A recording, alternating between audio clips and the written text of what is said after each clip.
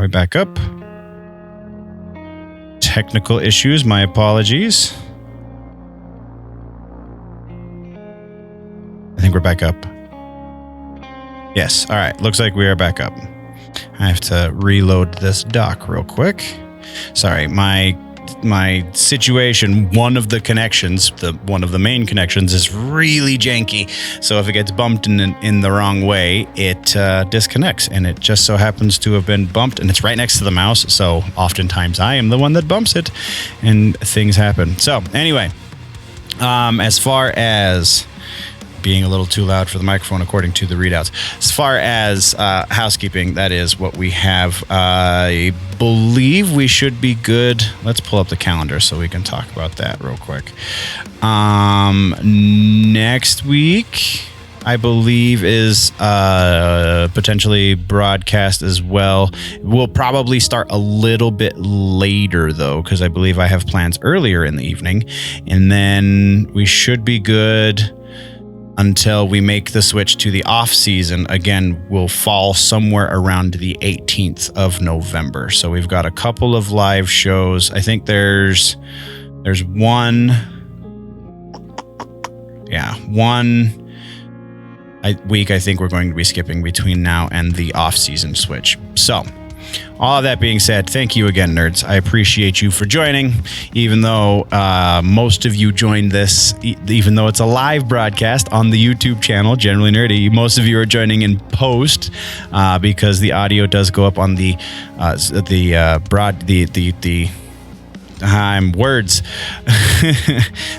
other outlets, the audio outlets. So I don't do live on audio. I only do live on video. But yeah. We are going to jump right into some news. I just have to switch the scene over. Aha! So, it's been a week. We have... Oops, I opened the wrong window. We have a couple of trailers. I'm going to try and do something with at least one of the trailers this time. We're going to try and probably open it in a way that doesn't have anything on the actual screen, but I can tell you when the trailer's starting so you can follow along if you are so inclined. Or you can just watch me talk about a trailer because we have two videos that have come out since the last episode.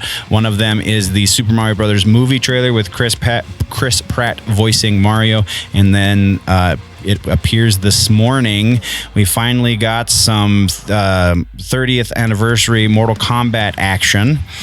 I believe it's just a video, though, it looks like. So let's just dive into the news. Elsa Bloodstone show review. Cameo by Werewolf of Midnight. Nope, that's not something that we're going to talk about on the live show. I got to look into that a little deeper. But, nope, don't care about the Mindy Kaling Velma trailer either. Gotham Knights video game launches gameplay trailer. We can check that out. If there's anything new in this, it looks like we're going to get a little bit more of that Mr. Freeze scenario.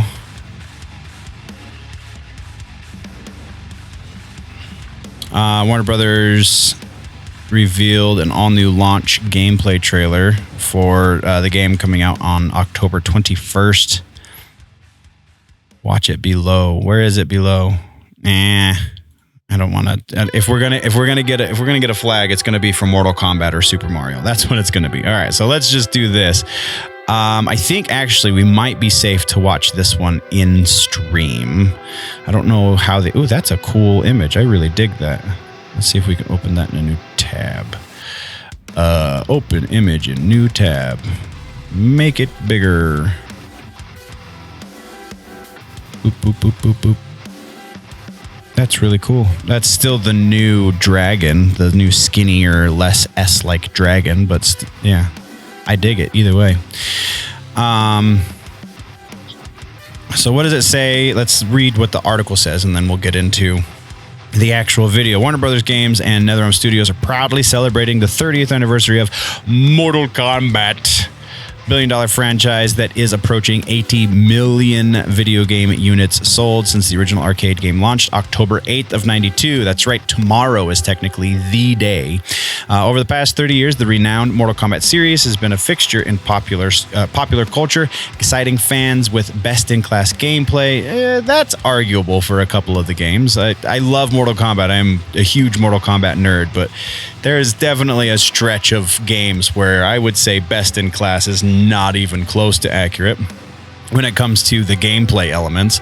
Iconic characters, absolutely, and immersive cinematic experience, while also earning numerous accolades, including multiple wins at the DICE Awards from the Academy of Interactive Arts and Sciences, the Game Awards, and many others.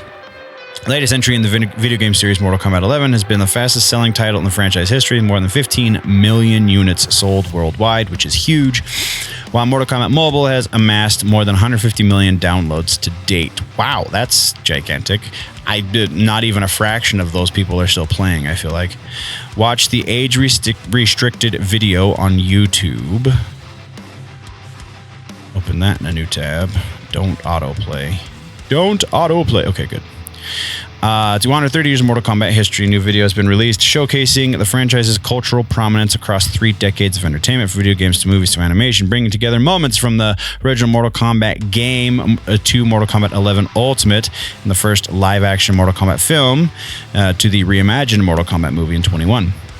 The commemorative video spans 30 years of bone-crushing content, along with visual spotlight of legendary Mortal Kombat fighters and their different iterations from past to present. Video includes Scorpion, Sub-Zero, Raiden. Is there anything more? Classic movie Raiden will arrive. Oh, that's the announcement that Mortal Kombat Mobile was so excited to announce that they took an extra day. Because remember, when I did the proper episode this week, there was no big announcement for Mortal Kombat's 30th that we were talking about. The mobile Twitter page had teased a big announcement tomorrow, and then I waited to do the episode because I was waiting for the announcement and it never came.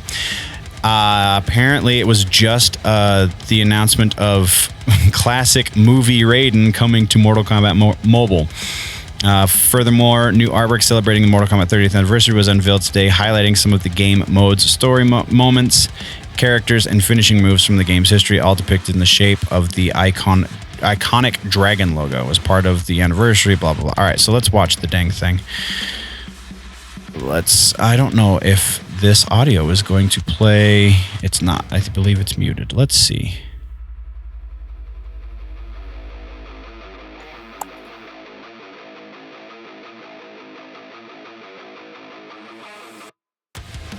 Yeah, no, it's muted. Hold that thought. Pause. Go back. Why is it muted? That is the question. Browser page. Properties.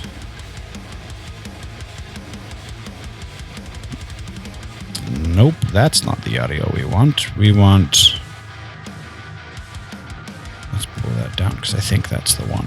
Let's see now. What do you have to say now, browser?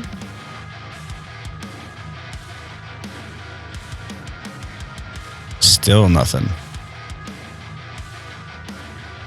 Huh. It is an honor to duel with you. Ooh, even sending us a little bit of... Oh, that's great. So we got a little bit of Defenders of the Realm action in there, even while I'm trying to just troubleshoot an audio issue. Let's add an audio source and just make this super easy, shall we? Audio output capture. Output capture. I already have both of those. It should be one of those.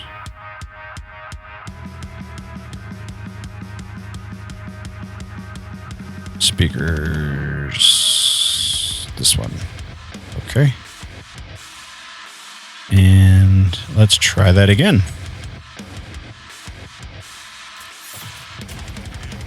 There it is. Yay. All right, let's start that over. I win. We're potentially going to get flagged, so I'm going to have to keep an eye on the stream stats for a second, but let's go.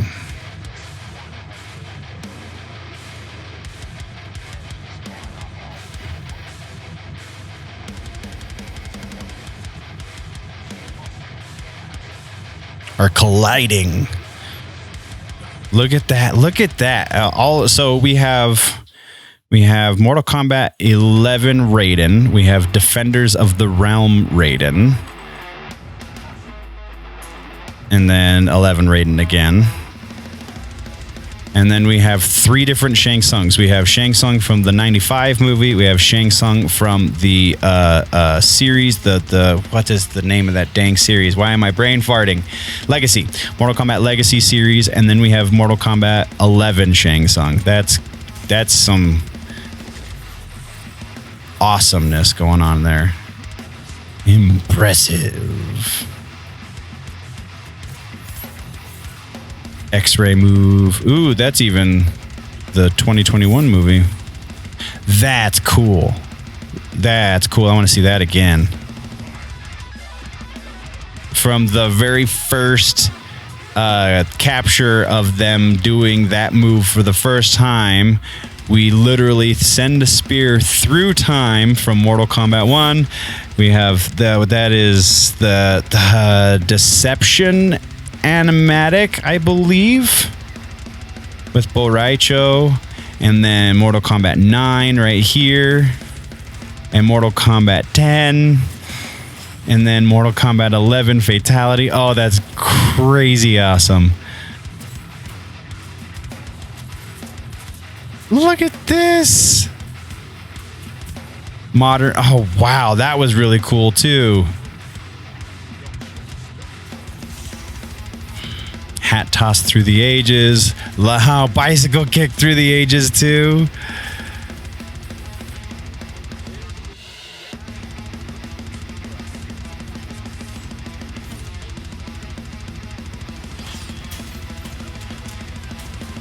Look at this. This is so awesome.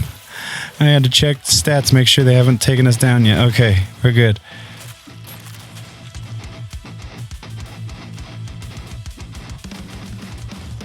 But there's no announcement yet. The announcement, if it happens, it's going to be tomorrow, if at all. Look at this. Now streaming on HBO Max, we have Mortal Kombat, the OG movie, Mortal Kombat Legends, Mortal Kombat Legacy is streaming on HBO Max. That's cool. I mean, I have it, so I could watch it whenever I wanted anyway. And then the 2021 movie, own it on digital. Defenders of the Realm is released digitally. I can purchase a proper copy of Defenders of the Realm. That is awesome. I have yet to do that because I've never seen it actually properly released, at least not in the States. There's been a couple of European releases as far as I'm aware, but I've never seen a proper, even digital down. Like, I would rather have the DVDs because I hate how everything is digital these days.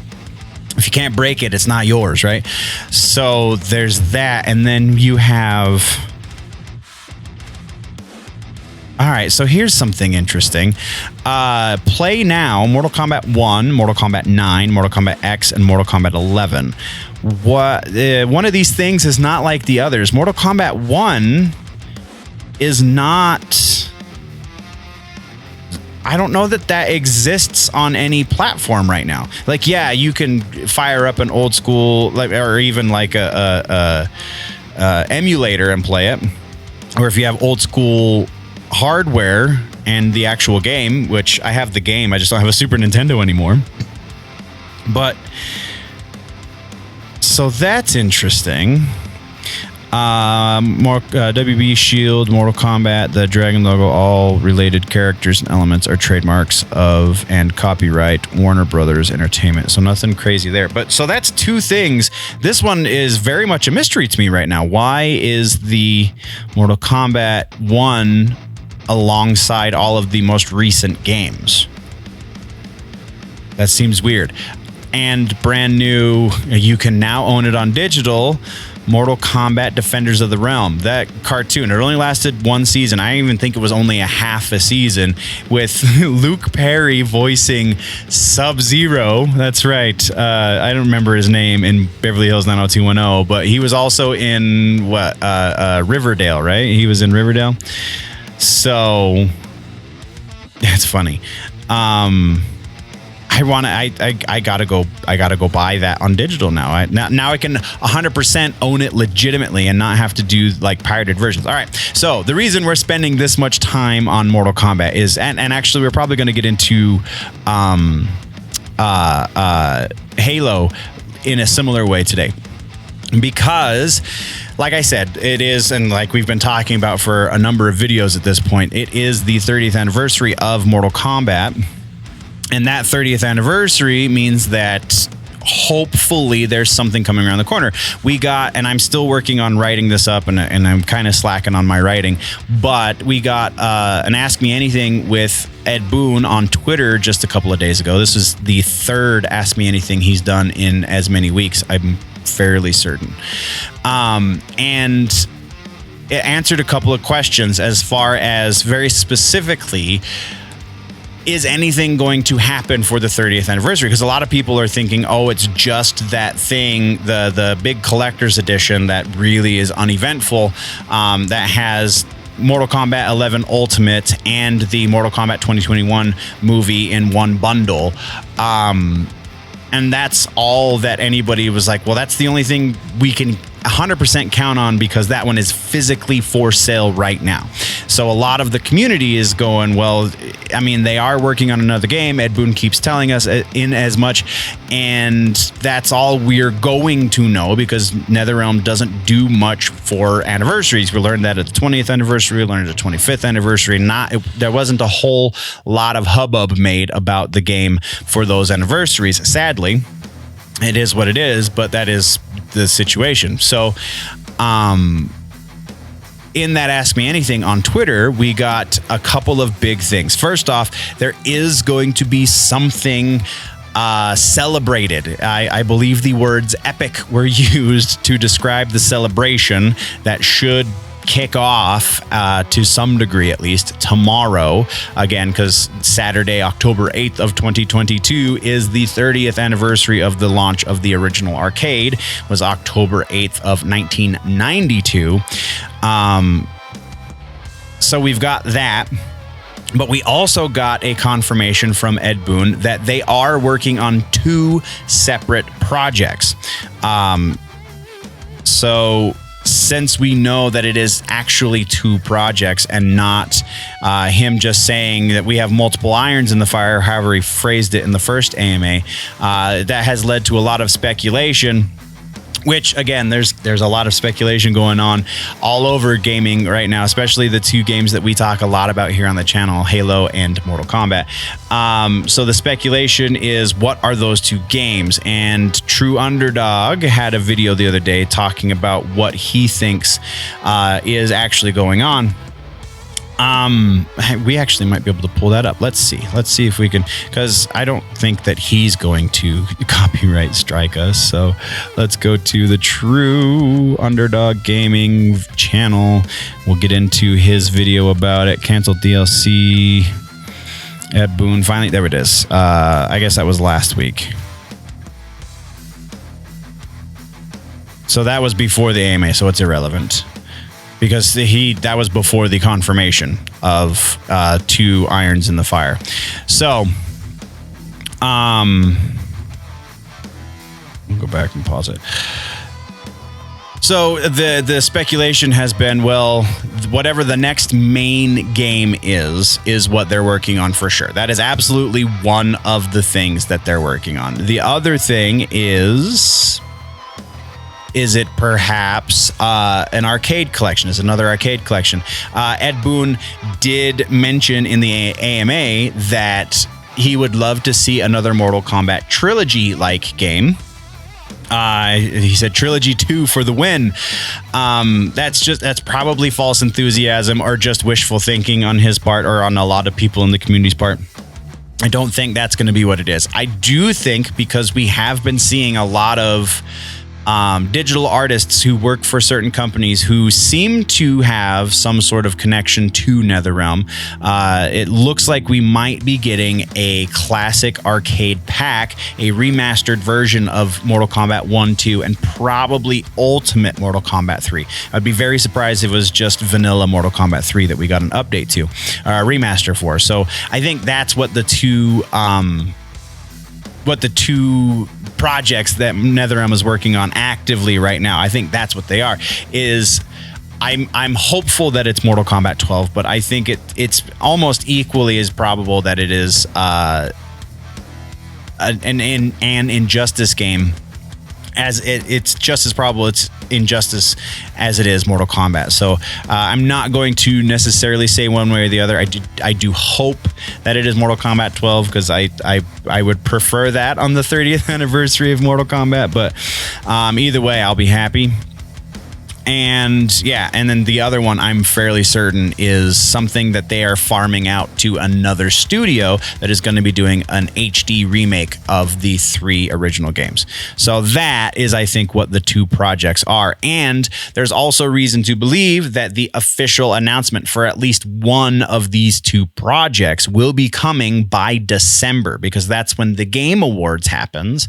And Ed Boon want to make announcements during the Game Awards. He's done it multiple times in the past, so I would not be surprised if we got something there. I don't think we're going to see any sort of gameplay reveal tomorrow. I don't think we're going to see any sort of game announcement tomorrow. I think it's just going to be potentially some sort of big collector's thing that's more than just that Ultimate 11 and the 2021 movie in one bundle. I think there's going to be something a little bit more significant to that, because again, the word ultimate was used.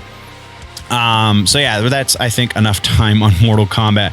Let's continue with the news. We'll get to Halo in a minute. I don't want to bore the lurkers that are watching the stream right now too much. Oh, Super Mario Brothers, that's right.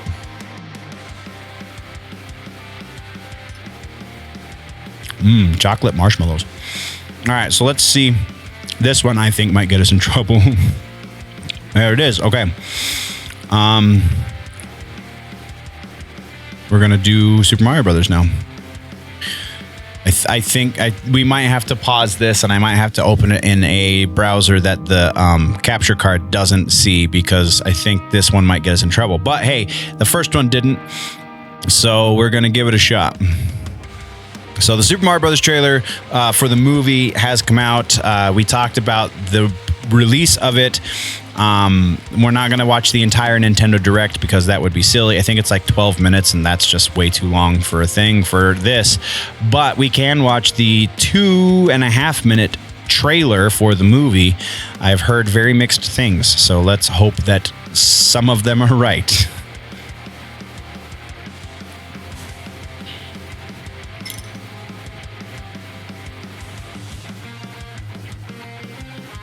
I mean, it looks great. Wow. Wow, it looks really great.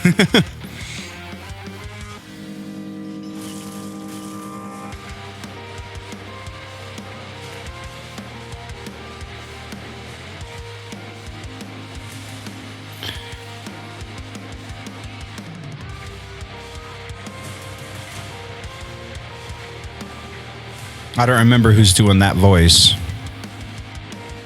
But this is Jack Black, so I'm super interested what that is.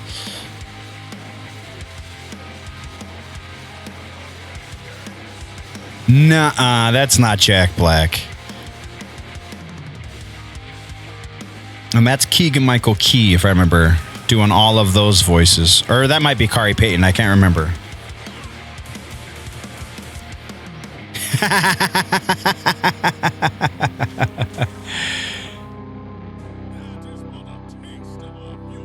Okay, yeah, we're getting flags from YouTube, so that's as far as we can go. Let's see if we can at least get to where Mario speaks, because apparently there's not much of it, but I want to hear the voice. That didn't sound like Jack Black, though. I'm super impressed with that. That did not sound like Jack Black.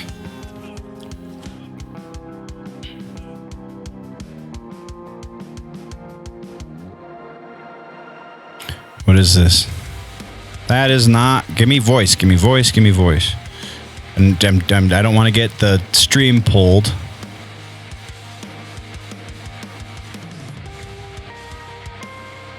Yeah. I mean, again, that's just a couple of words, but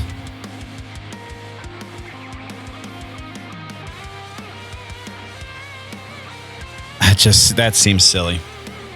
Why he made a point of telling the media that he's worked so hard on this voice for Mario. That's basically just his regular talking voice. If you want to do a Mario voice, we'll go just off of that line. What is this place, right? So he says, "What is this place?" Uh-oh. Oh, did I just bump the thing? I did not. Okay, good. So he says, "What is this place?" If it were in-game Mario, if we had the voice from the voice actor from the games, it would have been, "What is this place?" Right? So that would have been the accent. It's, I mean, honestly, I understand it's a little over the top, sure, but like that's what we've come to expect out of a Mario voice. So why wouldn't you? I mean, whatever. Keegan-Michael Key. Oh, Keegan-Michael Key is Toad. Seth Rogen is Donkey Kong. Fred Armisen as Cranky Kong. Kevin Michael Richardson as Oh, never mind. Where is it? Jack Black voices Bowser. That is so crazy to me. That one, I think, is worth it, even though Chris Pratt is just doing Chris Pratt as Mario, right? Yeah, that's cool. I dig it. I dig it a lot. All right, moving right along with the news. Stranger Things Halloween display causes Chicago controversy. ¿Cómo? Looks epic, but of course a neighbor has to complain. Let's see.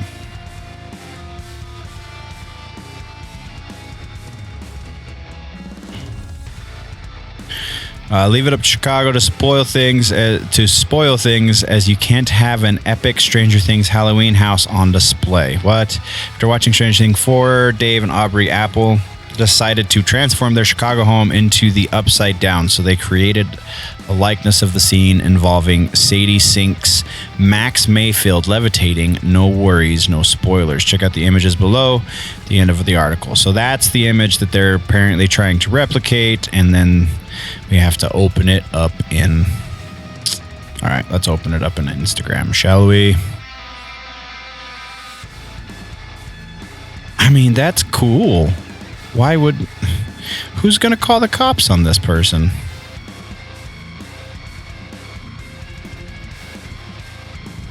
That's so cool. All right, so those of you on the audio, it's legit, like, it's a dummy. It's obviously a dummy. But they suspended it somehow above their driveway. So the article continues. However, due to how popular the Halloween display has become, 2.7 million TikTok views, one neighbor has complained, which might see the Stranger Things Halloween display taken down for good. Wow.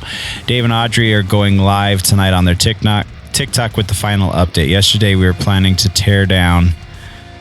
teardown, wrote the couple on Instagram. Today, we woke up to a flood of overwhelming support telling us to wait. The couple continues talking with the local police department, other neighbors, the association, community leaders. We've made unreal progress. The message adds, Wednesday, October 5th is an important day. We're not going to let one crazy neighbor ruin the fun for the amazing families. That's cool. Update. The couple announced on TikTok, we cannot thank the world enough for the incredible support. Our new hours are Friday, 5 p.m. to 10 p.m., Saturday, 5 p.m. to 10 p.m., and Sunday, 4 p.m. to 9 p.m. until Halloween. So it's kind of like a Christmas display. There's a local Christmas display in probably most areas, I think, but definitely in my area, where they have an FM transmitter where they play music that they have their entire house. They're called the Griswolds. It's not the actual name of the people, but that's what they call themselves. Much like Christmas Vacation, right? So the people walk by, or you drive by, there's a line for miles to drive by these people's house to look at their display for Christmas. So this is just something like that for Halloween. So interesting. Somebody's always got to ruin the fun. She-Hulk shows off Daredevil battle. Charlie Cox officially back as the man. So I'm not watching She-Hulk. Just not a show. I watched the first episode, didn't really hold my attention, so I didn't stick around. But I have been told, and I have heard, that the episode that introduces Charlie Cox as Daredevil kind of teases that we might get this really awesome battle, and then all of the sudden She-Hulk steps in and it is no more. So is that what this is talking about? Charlie Cox officially back as the Man Without Fear, as first look at She-Hulk versus Daredevil has been on. Oh, so he's going to be battling her. That's cool. Really fun time with Tatiana, and the chemistry between those two characters, the back and forth was so much fun, Cox told ET at the recent D23 Expo. We got to see new side of Matt Murdock, side of him where he's kind of enjoying his role and having fun and flirting. Interesting. That might be enough to get me to watch this show again. Tatiana is amazing. Absolutely love her. She's a talented actor. Cox told Deadline, wanted to work with her for years to get this opportunity to work with her, but these characters was really fun. I can't wait to see the episodes, blah, blah, blah. It said there was a video. I don't see a video link. Is this it? Must be. This must be it. Play. This is the...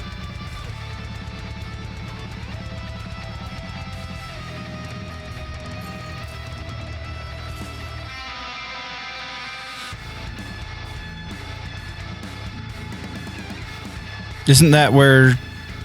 Oh, maybe not.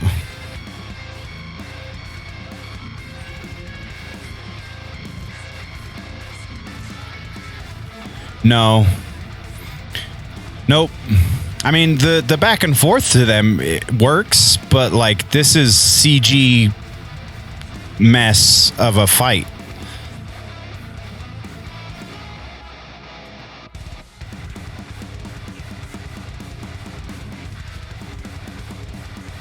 That's going to be just more of what everybody complains about for how Marvel movies end. It's always a giant CG battle that...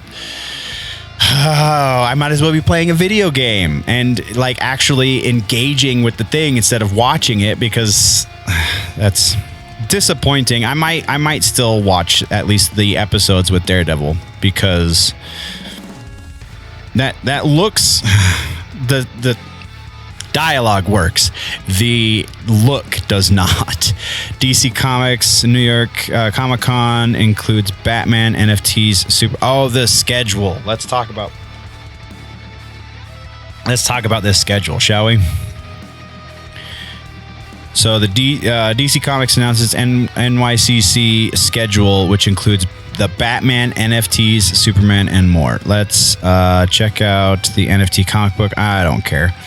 Legacy of the Cowl. This is the NFT comic book, isn't it? Batman versus Brainiac. Yeah. Basically, what it seems to be going on with New York Comic-Con and the same with San Diego Comic-Con is that these sample people from California are attending and ruining things for everyone. These same people from California. Yeah, it sounds about right. All right, here we go. DC at New York Comic-Con. So Thursday, we have Explore the DC Multiverse, which is DC and the world's greatest superheroes, the home for fans, great in storytelling, blah, blah, blah, blah, blah, blah, blah. Huge event in the future. DC Universe Infinite. Harley Quinn's 30th pop-up celebration. Oh boy. Jim Lee and Friends. DC's highlighting some of the incredible talent and showcasing the biggest books coming out of DC this year and next. Superman panel. We got Gotham City panel. Find out what's next for the famous and infamous Gotham City and its denizens of supervillains and superheroes. And that's it. That's not much of a schedule there, DC. So I think this one is the... Where's the NFT one? Nothing here is NFTs. Silly. Ironheart rips off Iron Man in Black Panther 2 footage. All right, let's get reasonable with this one. We'll get into the article first, just so I know what they're saying, because I think this might be a straw man here. New Black Panther Wakanda Forever footage of Riri Williams, aka Ironheart, confirms a huge ripoff of Iron Man. Duh. the basis of her character is that. So, so if what they're talking about is what's in the picture, like I said, we're going to get to the article, but if what they're talking about is what's in this picture, like, this is a convention. They created this convention for Tony Stark, sure, because he was the only one with a super suit to begin with, but we also got it for Don Cheadle when he was in the War Machine suit. We saw a very similar thing. So it's, how can it be ripping off if it's something that Disney Marvel has created as a means to show the person inside the suit communicating with whomever, the AI or people outside, or that seems really silly. But again, that might not be what it is. Let's continue reading. Fans have taken the Ironheart footage featuring Dominic Thorne and posted it side by side with Iron Man footage, where it's actually an exact mirror image of previous footage of Robert Downey Jr. as Iron Man. All right, so if it was an exact replica, there's a number of issues with that statement. First off, we are much closer on Robert Downey Jr.'s face than we are, Dominic Thorne's face. B, she seems to be having fun while he seems to be very serious. Like, there's a number of issues with this statement. Come on, guys. So we see Kevin Feige and the filmmakers intentionally went out of their way to replace Robert Downey Jr. as Iron Man. That is not, I mean, in a way, sure, but it's not it's not the, what is the argument? The white replacement theory. It's not that. That's not even kind of what's happening. Robert Downey Jr. is no longer under contract by Marvel Studios. So yeah, he's been replaced because he is no longer employed. They killed off his character in this universe, so they have a protege to a certain degree. They have a protege character who acts similarly to him. That makes sense. Whether or not, like, the protege character is going to be written well, it still remains to be seen. Whether or not she's a capable actor, very much still remains to be seen. But like, this is really grasping at straws, guys.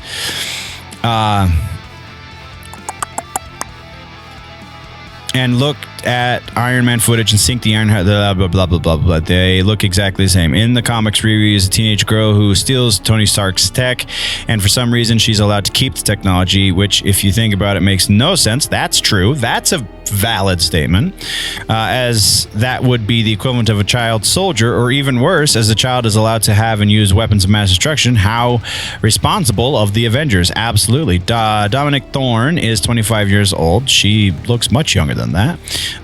So it seems doubtful Riri Williams in the MCU will be a young girl, but as we see in the footage below, she is still meant to serve as a replacement for Robert Downey Jr. as Iron Man. Yes, of course.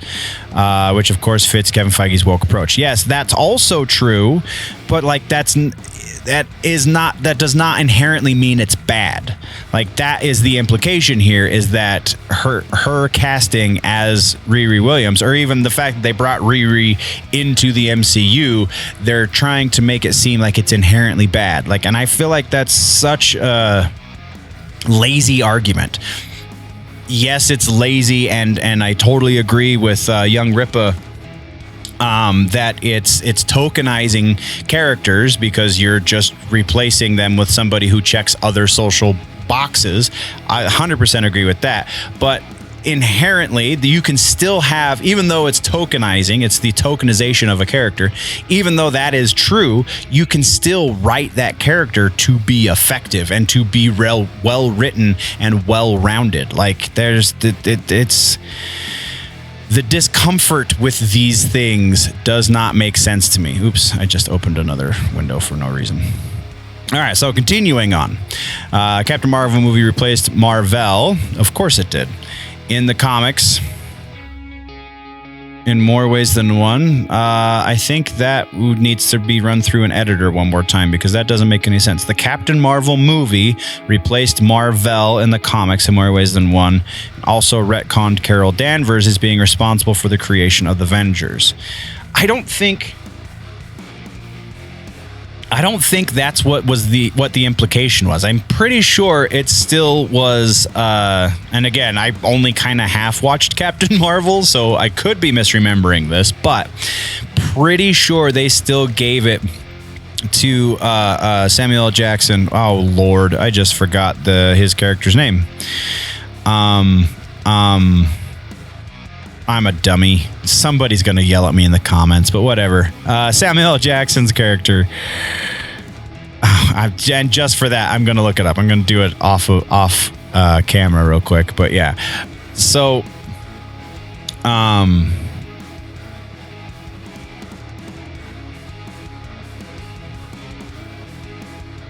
I think these are not very strong arguments for why people are disagreeing with this course of action. I think there is plenty to disagree with. Nick Fury, good Lord. Thank you, Google. Okay. So I think there's plenty of reason to be disappointed with a lot of these choices. I don't think this is necessarily one of them. I think this should be expected considering the choice that was made. Continuing on though, Avengers Endgame ruined Hulk and Thor for all time because they are masculine characters. Yes, this also is true. Black Widow is a self-admitted Me Too movie. Also true. One that replaces Taskmaster with a female character, yet uses a male stuntman. Again, also true. Shang-Chi insults and makes fun of the Asian community, as evident by the fact Shang-Chi had a lower box office in South Korea than both Black Widow and Eternals. That's funny. I still haven't watched Shang-Chi. I have little interest. I hear the choreography is fantastic, but the overall story is forgettable and irrelevant to the larger MCU picture. So, meh. Eternals is Feige's woke disaster. Yep, I also have not watched Eternals. I know exactly what happens because I read about it, but I don't think I'm going to spend money on that movie. Doctor Strange is one that I haven't seen that I want to, but I think I'm going to wait a little bit longer on Doctor Strange. I believe it's streaming now. Doctor Strange Multiverse Madness booted its original director for the sake of wokeness. Are we just going to beat the woke drum this whole time? Good Lord. Tom Hiddleston Loki is replaced by Sylvie. How is this confirmed? All right, let's open this up because I don't remember that happening. I remember Sylvie being in the series, but I don't remember Hiddleston saying that she's going to replace his Loki.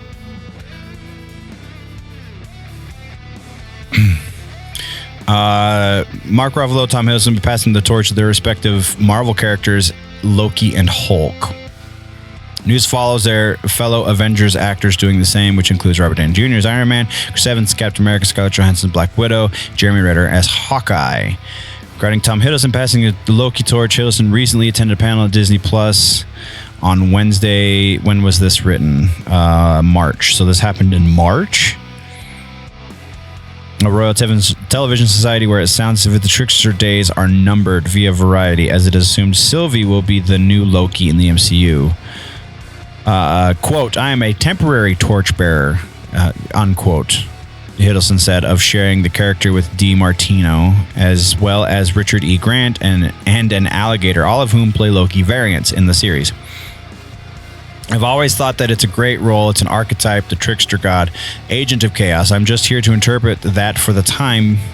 Loki has been here for centuries and will be here for centuries more, and I'm just stepping into that silhouette for now. So he didn't say that it was going to be her specifically that's taking the torch. It could be somebody else. It's unknown if Hiddleston will be back for Loki season 2. We know now that he's going to be back for Loki season 2. So I don't know. I feel like we're grasping at straws here. Haley Steinfeld's Kate Bishop. All right, I'm over it. Moon Knight is actually pretty decent, but in social media posts after the series concluded, Marvel confirmed Layla replaces a male character from the comics. Why not create new characters? That's true. I don't see that as ripping off whatever. Spawn movie gets Joker, Captain. Ooh, let's check this one out. That's news.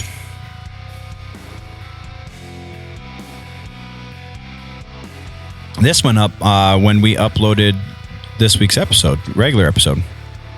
Tom McFarlane's Spawn movie continues moving forward as the flick now has Joker and Captain America 4 writers. McFarlane announced the news with video released on social media that in an article published by The Hollywood Reporter. Spawn will be written by 3 scribes. Scott Silver, who wrote the billion-dollar Joker movie and is writing the sequel, Joker Folie à Deux, and Silver also wrote...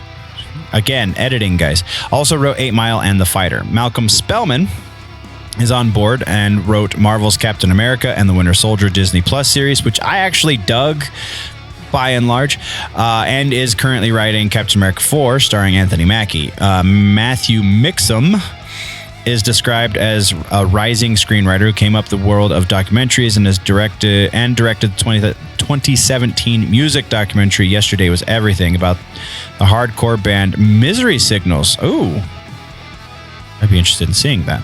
Reunited 10 years after their debut album. Spawn will star Jamie Foxx. We already know that.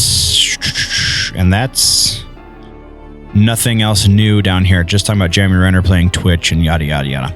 Singaporean Chinese immigrant destroys DC Comics biracial Lois Lane. Okay.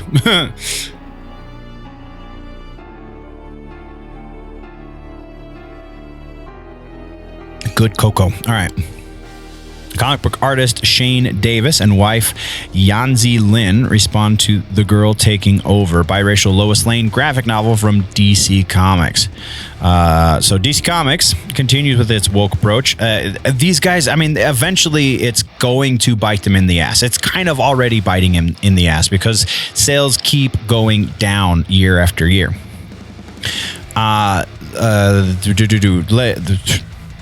To its characters, the latest is that Lois Lane has been race swapped into an Asian American. Sarah Kuhn, writer of Shadow of the Batgirl, is penning the young adult graphic novel Girl Taking Over, a Lois Lane story, which reimagines Lois Lane as an Asian American teenager. Quote, y'all, I got to write a graphic novel for DC Comics starring biracial Asian American Lois Lane, unquote. She tweeted. This is a glorious collaboration from me and fabulous artist at Joviletti, I guess. Out April of 23 is the tweet that she sent. Shane Davis and Yanzi Lin respond. Former DC Comics artist Shane Davis and his wife, Singaporean Chinese immigrant Yanzi Lin, spoke about the comic in their YouTube channel, Talking and Drawing with Shane Davis, which offers insights and more into the comic book community. I think that's pretty cool. Previous video, Davis also confirmed Warner Brothers Discovery is looking into DC Comics, which is probably a good thing because it hasn't been making them money for years, apparently. Quote, hello, guys. I'm Shane Davis, 20-year comic veteran. I'm here with Yanzi Lin, and today we're talking a little bit more about decimated DC as, once again, they decide that they need to either change the sexuality of their characters or, in this case, the race. Yanzi was bringing this to my attention, says Davis. Now, this is a YA novel that, from my understanding, depicts Lois Lane as what if she was an Asian American. So that's the thing. So that's the one thing we've always needed in Lois Lane is to change her race, unquote. Yanzi Lin continues and says Asians don't need representation from Hollywood and the Western world. So, all right, I'm over it. I'm just, we're not going to, I don't care. Black Adam box office tracking for 75 million. Shows off epic battle.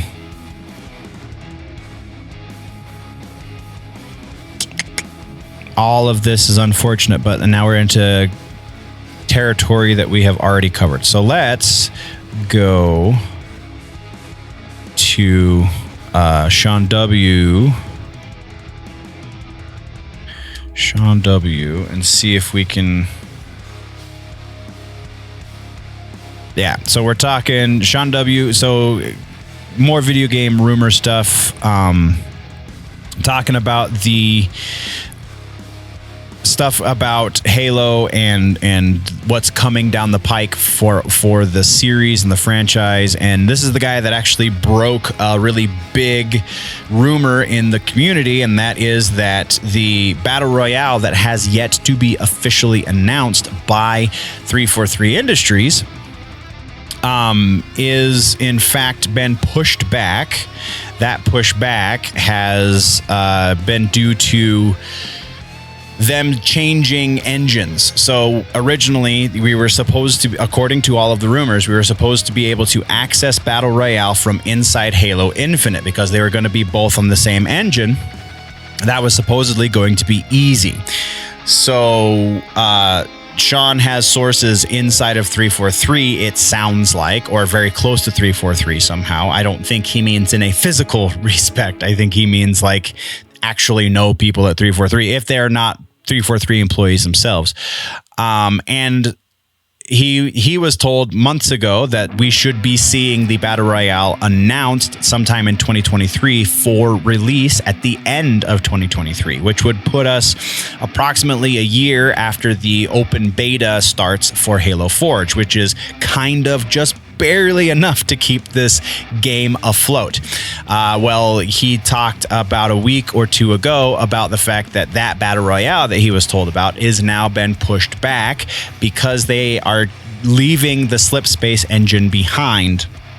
We covered this in the most recent episode proper's rumors section, so that's not necessarily new, but he gets into a little bit more detail as to why he believes that, and also some of the other surrounding rumors as far as specifically Halo the Endless, what that is, because he believes it is a brand new Halo game, and so we're going to get into this real quick. I think it's all front-loaded for Halo Endless. Yeah. Okay, so here he's talking about, this is the trademark for Halo the Endless. This is the things included in the trademark. So what he's talking about very specifically is, and we can go back where he's got it highlighted. Right there, online entertainment in the nature of computer game tournaments, conducting online contests, arranging and conducting components via the internet in the field of video games, organizing sporting events, competitions, and sporting tournaments. So it's talking about new multiplayer elements as it pertains to this trademark. Also, it talks about here up in the goods and services part, it talks about downloadable game software, computer game software, video games. These are all keywords. These are all to cover their asses. So oftentimes trademarks are filed, and this, I don't think that's exactly the situation here, but we're going to get into that. So oftentimes trademarks are filed so that somebody else can't trademark a thing before the company who's actually making that thing can get the thing made, right? So if I'm making a game, and we're going to call it Horns because Halo and Horns, right? So if I'm making a game called Horns and it's a multiplayer game and it has some brand new multiplayer option that's going to be groundbreaking, and I don't file the trademark for whatever this groundbreaking thing is, then somebody else files the trademark for it because it leaked out of my company, or I have a disgruntled former employee, or, you know, insert scenario here for why somebody would do this. But if somebody gets wind of this thing that I'm working on with my company and they file the trademark, then in order for me to do this thing, I have to pay them for the trademark, even though I thought up the original IP, right? So a lot of times big companies, and 343 Industries is a subsidiary of Microsoft, which is one of the three biggest companies in the entire history of the world. They're probably just kind of taking the shotgun approach with this trademark in a similar vein for why they would, for why companies trademark things that they don't ever use. You'll often see big companies just trademark stuff in case someday they might do a thing. So that is another potential reason why this trademark was filed at all. I don't think that's necessarily the case. I think that Halo the Endless will be something. He is dead set on this something being a brand new game because, and he kind of, that's right here.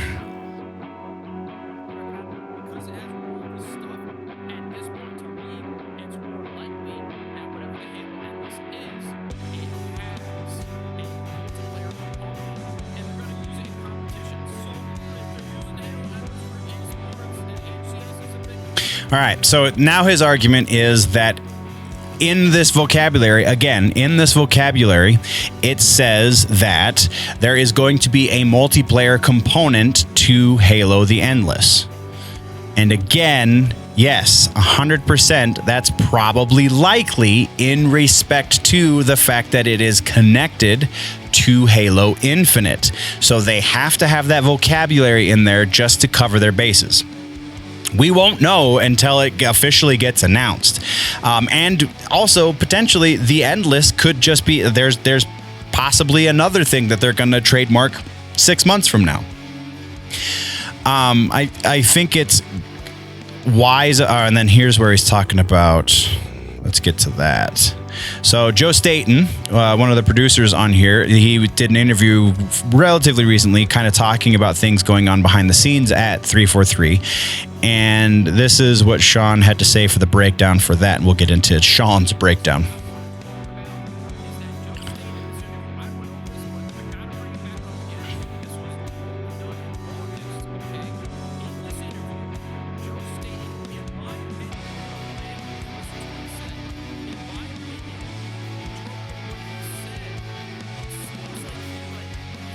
All right, skip.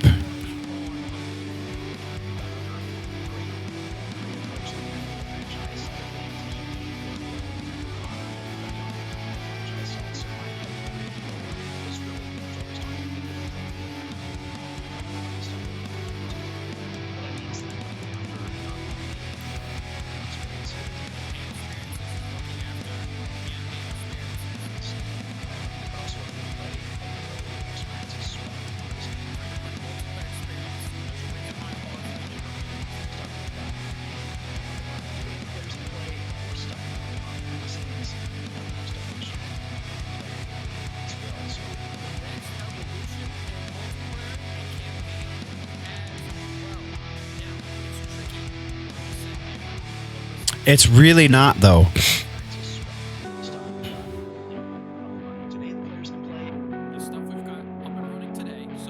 All right, so we're going to stop it there. So what is Joseph Staten saying? He's saying that that he's in charge of campaign and multiplayer, right?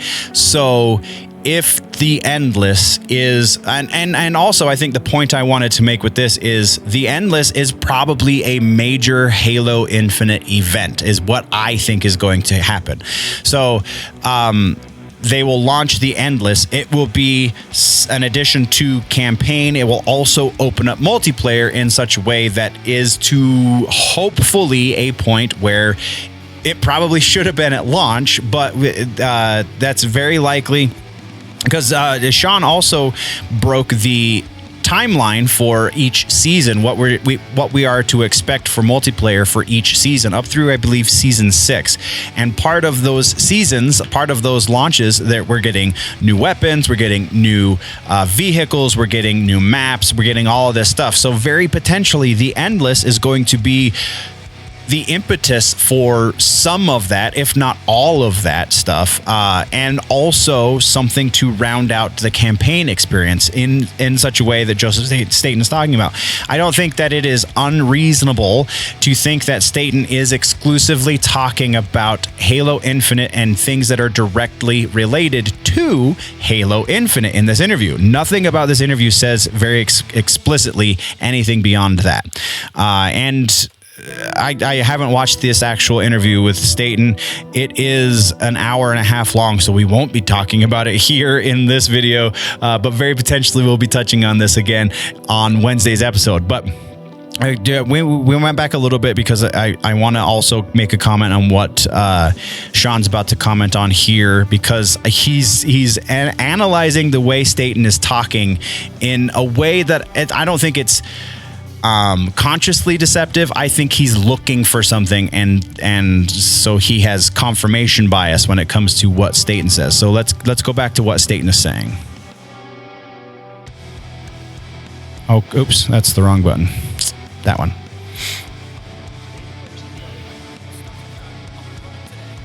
No, that's not what was said.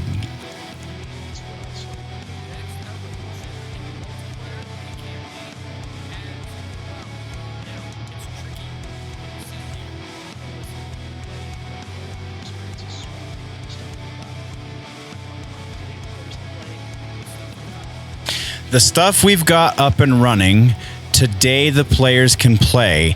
He's putting those two. One of them was the end of a statement. The next was the beginning of a statement. There is a period there. It's not one sentence.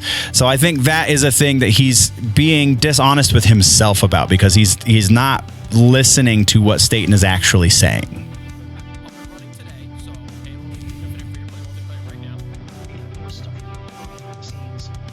So he says stuff that the players can play today and stuff that we're working on behind the scenes.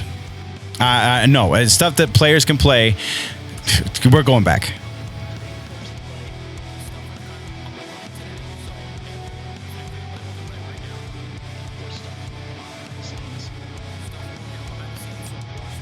Just the vocal inflection says that that's not what he's saying to me.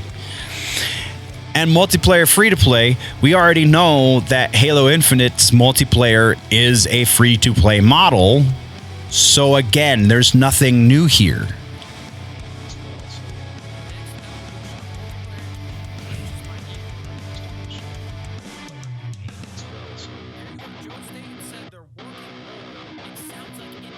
All right, and then the other big point that he touches on in this is something Staten said earlier in the development of Halo, and that is that they had to scale things back. So we didn't end up cutting. So Staten said in this interview with Forbes, or said in something that Forbes is quoting, rather, Tech Radar, I think. The team went through a lot of iterations on scope and biome variety before I joined. Even after I joined, we had to make choices about where to scale back. We didn't end up cutting that much ultimately from the open world, but I know from the original designs there was a pretty significant scaling back of what the team had hoped at one point that they could deliver on. So we know from more recent interviews with Staten that what he's specifically talking about here is not Slip Space Engine specifically, because that's the inference that Sean W is making in his video, is that the reason he thinks the Endless is something else, is a new game that is going to be built in Unreal Engine, which makes sense. Like, I do think the next actual game will be built in Unreal Engine. So I totally agree with that point of it. I just don't think that's the Endless, because what Staten has said, the reason they had to scale things back was because they were trying to do a multi-platform launch. So in order for it to fit on the Xbox One hardware, they had to scale things back so the Xbox One could handle it. So in order for it to go out on Xbox One, Xbox Series, and on the PC, they had to scale things back so that Xbox One could handle everything the same, or similarly anyway, as to what the Series consoles could do, because those are significantly more powerful. So yeah, I just wanted to touch on that real quick, because I mean, it's that the reason why he made the video is so that we could have that conversation, right? So, oops, I'm screwing with my mouse over here. All right, so let's move into, how long have we been streaming? About an hour. Let's get into, we'll check out the news. Metal Injection. Music news. Slipknot's new vinyl has the wrong album title on the cover. What? That's funny. Oh my God, that's funny. If you pre-ordered Slipknot's new album, The End So Far, on vinyl, you might have noticed there's a sticker over the album title on the cover. Peel that sticker off and you'll see that the original jacket has the title, The End For Now, ellipse. That's funny. Below the band's logo, which is not the album name, one Redditor posted a photo of the vinyl with the sticker removed, while several other buyers have confirmed they've seen the same thing. That's hilarious. Oh my God.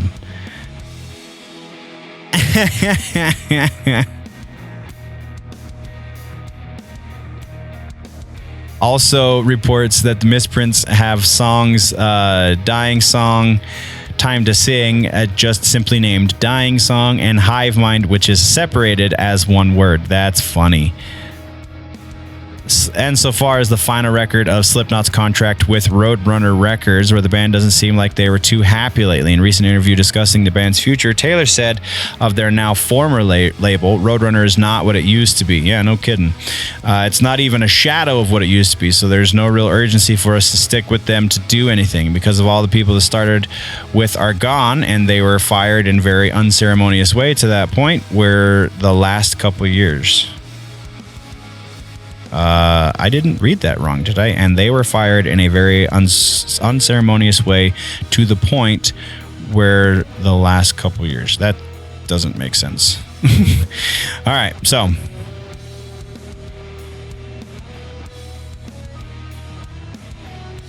other music news. Mike Patton offers his advice on being a vocalist. Goat Horse shares favorite horror movies. Oh, that's cool. Sun O announces U.S. tour as a duo. Usually a trio. Tenacious D, Pearl Jam, King Gizzard, and more contribute unreleased music to Pro-Choice compilation. Of course they did. There's way too much music uploaded to Spotify every day. That's just like YouTube. Halo Effect streams Isan remix of Shadow Minds. That's cool. Roadrunner United is teasing something for next week. Oh, okay, let's check that out. And then we'll check out the weekly releases too. All right.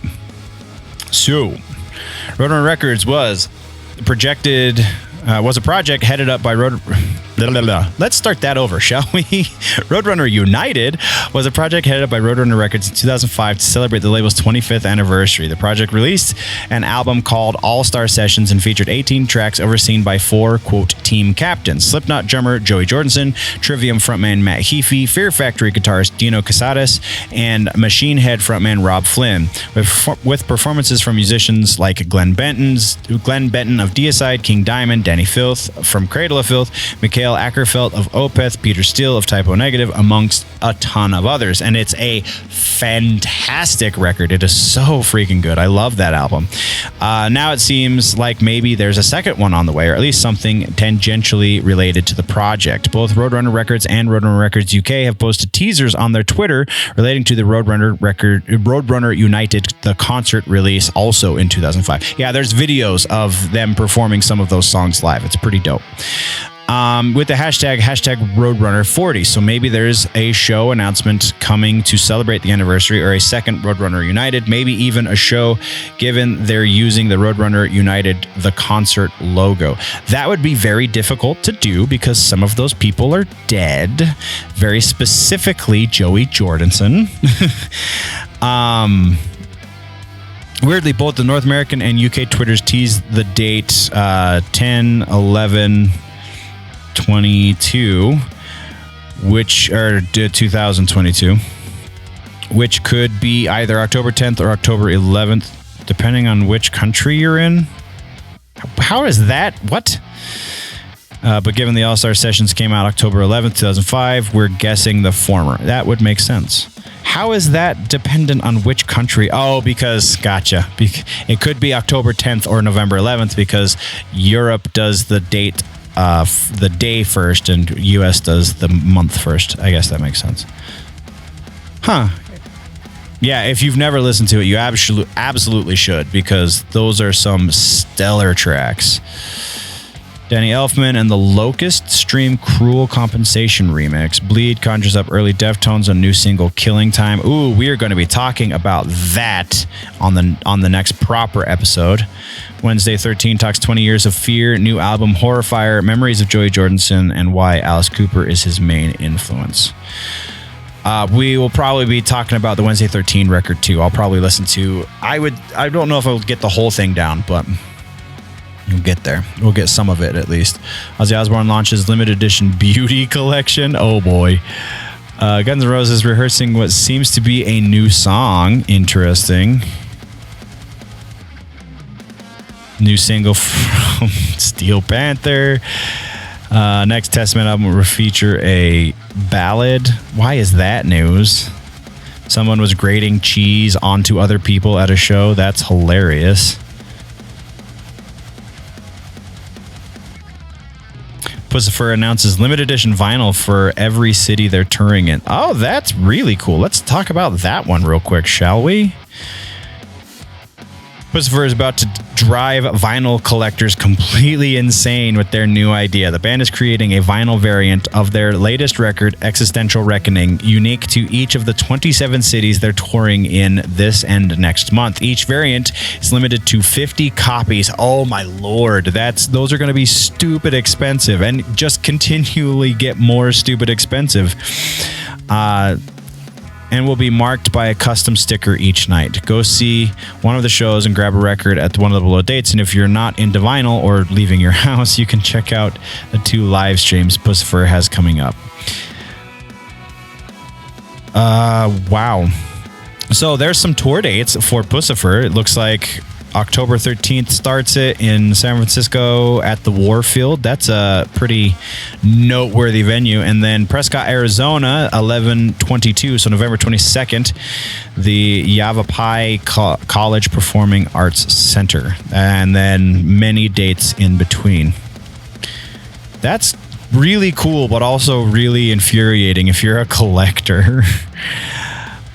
Where are we going next? A fair amount of new music, so very likely next week's regular episode will be full of new music to talk about. I'm still trying to get the shorts out for the last 2 weeks worth of new music reaction response things. Seven Dust Lejean Witherspoon on Nickelback's Chad Kroeger saying they're too good. Take us on tour. Oh, are we about to see a Nickelback renaissance? Are people going to start thinking Nickelback is okay again? That's an interesting thought, isn't it? Melvins and We Are the Asteroids sludged up in New York. Oh, that's a show review. That's cool. Dark Tranquility finally reveals what the thing is on the Damage Done album cover. Goat Horse 25th anniversary. Wolfgang Van Halen tracking second album. Oh, I've heard about this. Let's talk about this. Let's get into that real quick, and then I think that's going to round out the news portion of today's broadcast. But so there is an AI-generated music video for Soundgarden's Black Hole Sun. So we might have to mute the tune, but I think we can at least watch the video. I'll pull this up just to be sure.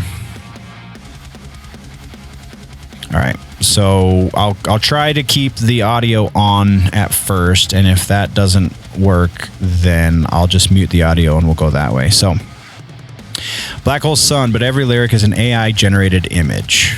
Let's check it out.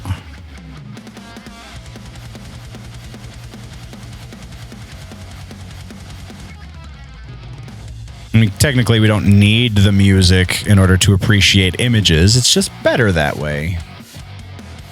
In my eyes, indisposed. Oh, that's cool. I like that. No.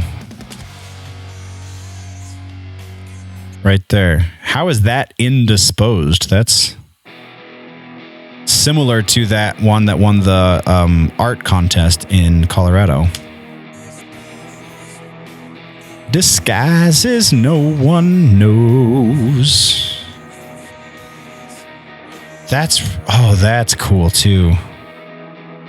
Lies the snake pit that becomes a guy's arm.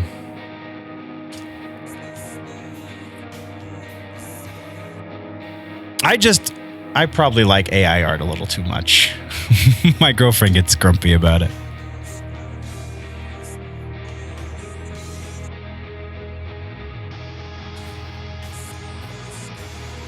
Oof.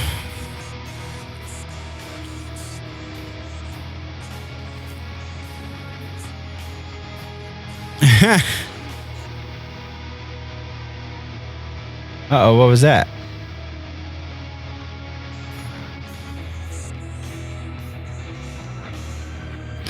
That's cool.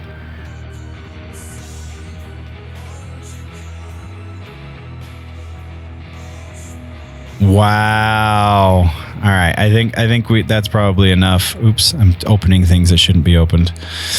Keep clicking the wrong buttons all the time. All right.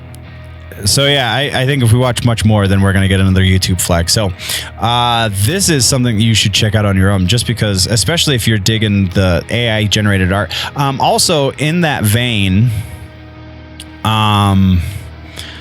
let's do this, because we talked about this when I originally found it, but I feel like since we've been talking a little bit more about AI art,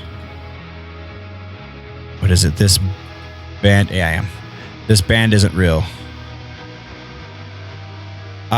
This band isn't real. This is if you do the Twitters, then this is something that you should follow. So the titles of these albums, so it's album title and band name, are generated by one AI, and then the album art, the image that gets posted with that album title and band name, is generated by a different AI based on the title and name that's generated by the first AI. So all band names and album titles generated with GPT-2, and then album covers generated with Big Sleep and Stable Diffusion.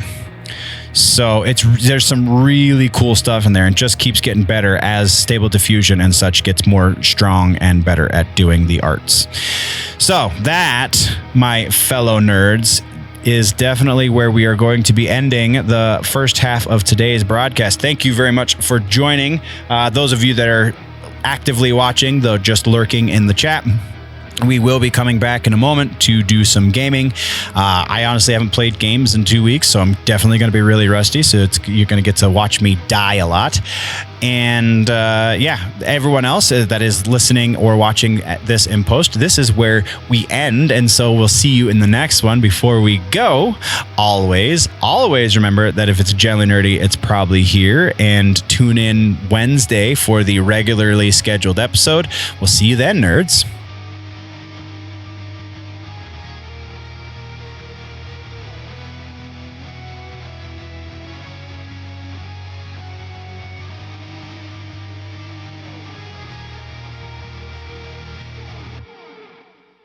Oh, he's a goofy boy. Hello, nerds. Okay, we have...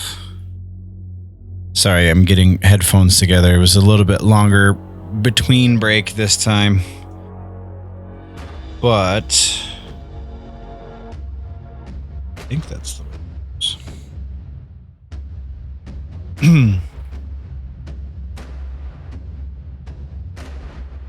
We are back for the gaming session. New headphones. One of these days, I got and so probably after we get back from the off season, we will be including the chat audio with the gaming session, because I have a cord that splits it, but I have to figure out exactly how I can work it into my setup. So also pardon me as I haven't eaten dinner yet today, so I'm going to be doing a little bit of that as well. My apologies for those that didn't sign up for ASMR.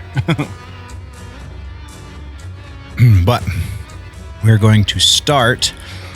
Let's see. I might have to update Overwatch, but let's see. Because I know we talked previously, it was my gaming suggestion for the week was Overwatch 2. And where is it? There it is.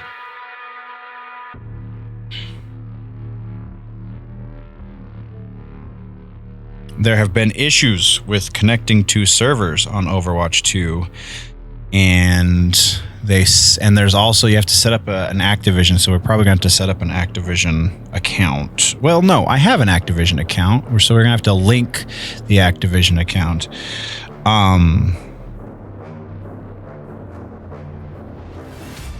But the people have been having issues with like connecting their account because they don't have a phone number associated with their account, and you have to have a phone number associated with your account to play Overwatch 2, because that's how they're verifying you're a real person. So if you get booted for doing something untoward, then you can stay booted. And We're not playing Halo, so we have to change that. Where is the game titles? No. Yes. Exit studio mode. All right.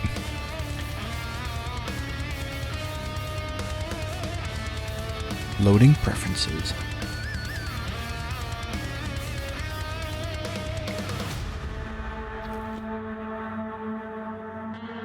I am not disconnected.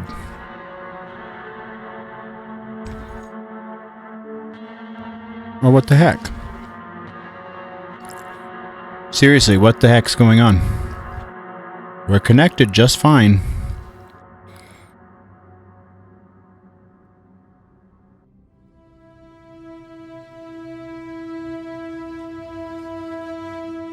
But it's after 8 p.m. It's actually an hour and a half after 8 p.m. So, Pacific time. So it's half an hour after 8 p.m. So I guess we're not playing Overwatch because they're still doing maintenance. So the little thing in the bottom, you can't really see it because the camera... Oh, thank you. Because the camera is over it, but it says... We'll be performing maintenance beginning on Friday, October 7th, 7 p.m. Pacific, whatever time. And we expect the service to be available again approximately 8 o'clock Pacific time. During this time, the game will be unavailable for play. So, considering we are about an hour ahead of Pacific time, it is 9:30. Which means it is 8:30 Pacific time, which means their maintenance is going longer than expected. So that's unfortunate. We're going to play something else. That's lame.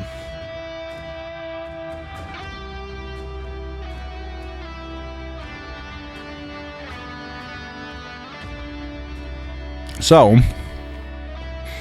let's do some multiverses, shall we?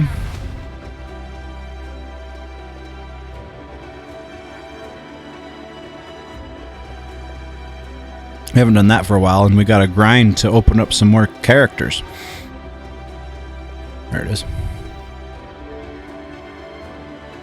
I really hope it doesn't need an update. It might need an update because I didn't check before stream. Yep, it needs an update. I suppose we should let's I mean, since we're already here, let's go do it. Oh, hey, Chris. Yeah, man, you missed the whole first. You missed all of the news. Have you watched Hellraiser yet?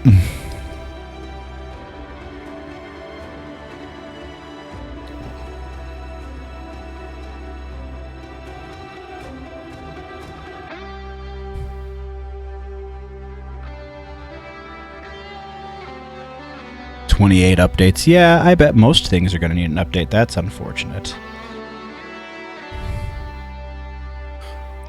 No Halo. I guess we're playing Halo. Let's update. We'll just do this guy. And this guy. And this guy. I don't think anything else would be sufficient for stream. So yeah, we'll just go with that. And then take it from there. Let's see how we're holding up. As far as this goes, everything's rendering just fine. I'm super happy that I figured out what my issues were with render time. Sorry about that, man. I don't know what happened. All of a sudden, the stream just died.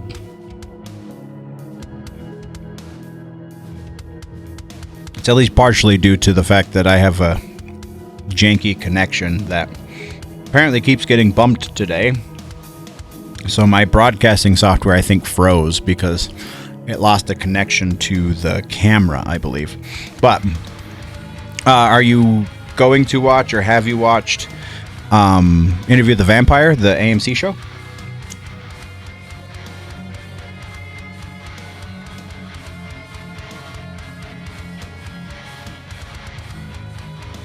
Yes, next week we should be doing another live show. I think there's one more Friday where we won't be doing it doing the live show between now and the middle of November.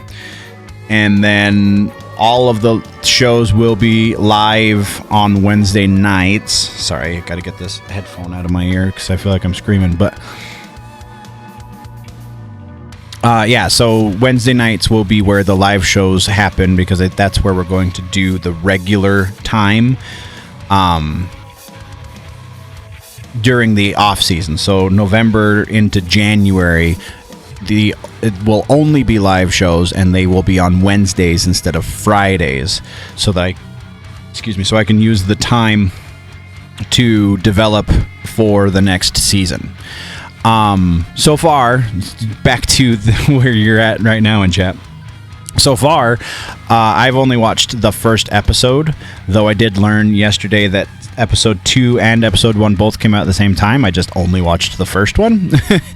And if you like the books, or if you like vampire stuff and you're familiar with Anne Rice, because I know you're a little younger, so you might not have read the books yet, but if you like Anne Rice's version of vampires, I think the Interview with the Vampire series is really good. I think they've changed a significant amount, but I think those changes update it so that it feels fresh and it doesn't they're not they don't detract from the story. So I think it's definitely good stuff. Going to be a HHN. What's HHN?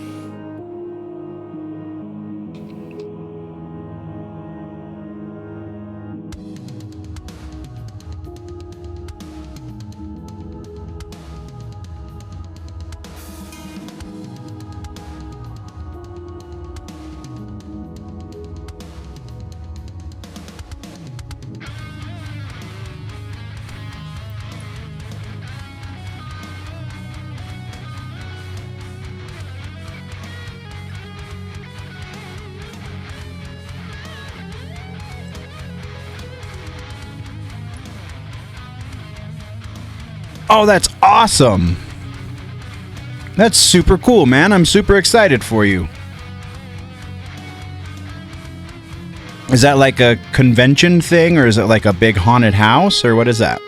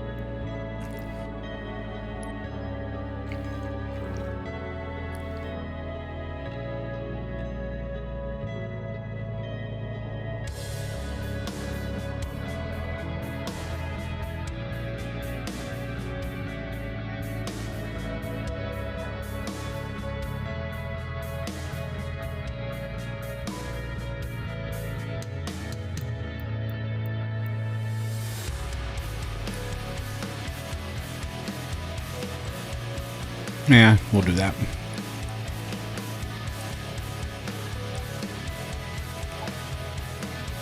Halloween Horror Nights.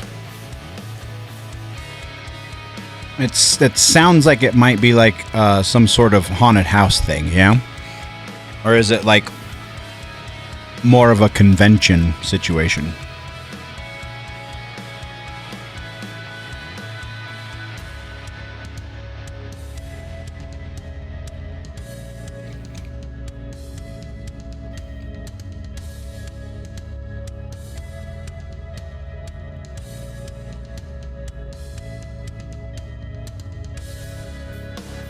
That's really cool.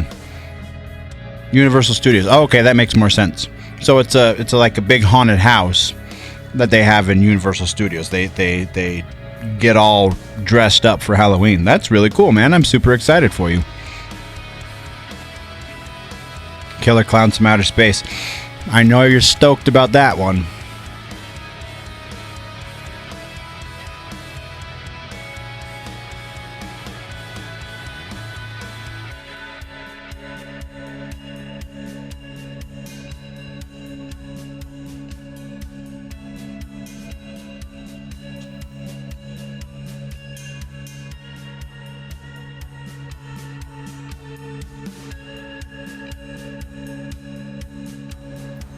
later.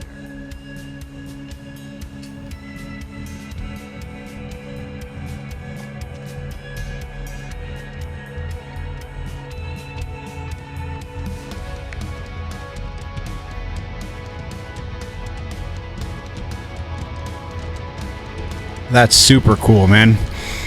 I hope you have fun. That sounds like something that most people would have fun doing, I think.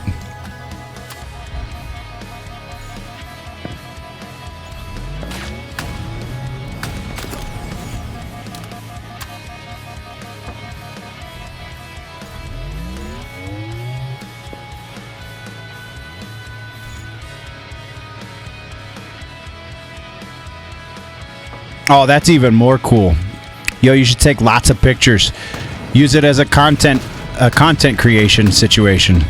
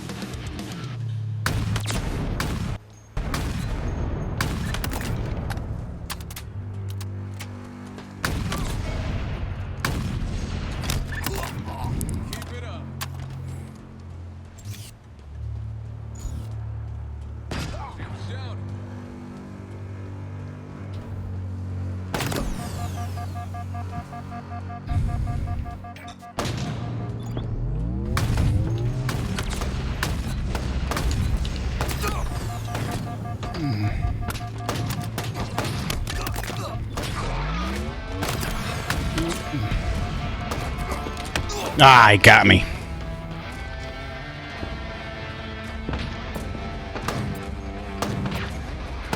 Yeah, man, for sure. I think that's great. That's a great opportunity for you to do a number of things. You can get some B-roll footage for whatever channel you're going to start working on, and potentially like even do like a first episode or something. I think that's really awesome. Like for real, if you're going to be doing anything potentially that you can use in the future, whatever you're going to be filming with, even if it's just your phone, give it a shot. Try and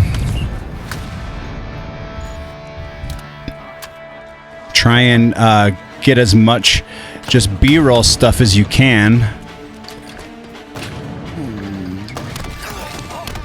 Ah, you got me. That way you have footage that you can use that's your own, so that you don't get any like strikes or anything in the future. If you want to use other people's footage, you've got something to cut to when you're talking about certain things. So I think if you plan this right, it could be really great for the start of your channel, man.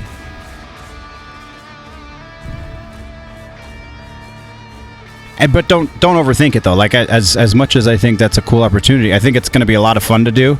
So even if you get zero footage that you can use in the future, it's still going to be a boatload of fun. And enjoy it. All else, you should be enjoying it.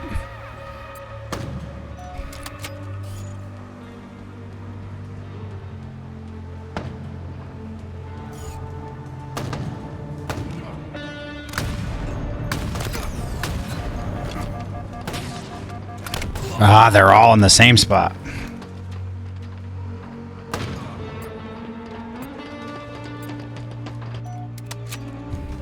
They're all over there.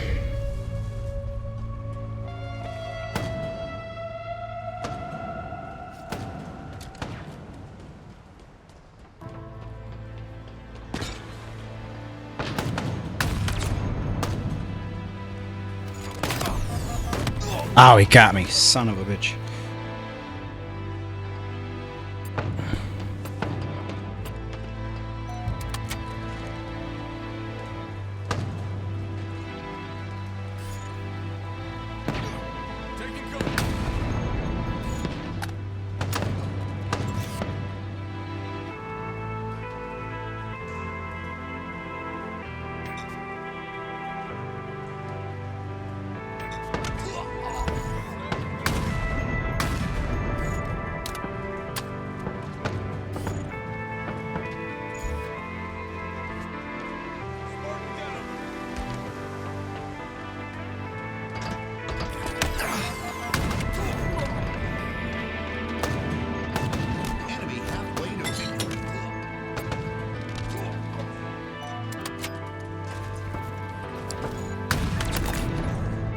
That's definitely something that I struggle with, is finding appropriate B-roll that's not going to hold my episodes up for a few days to a week or even a month.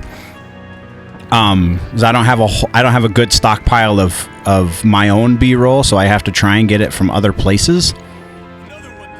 So that's why I don't really cut away to B-roll that much these days, because it's just less of a headache.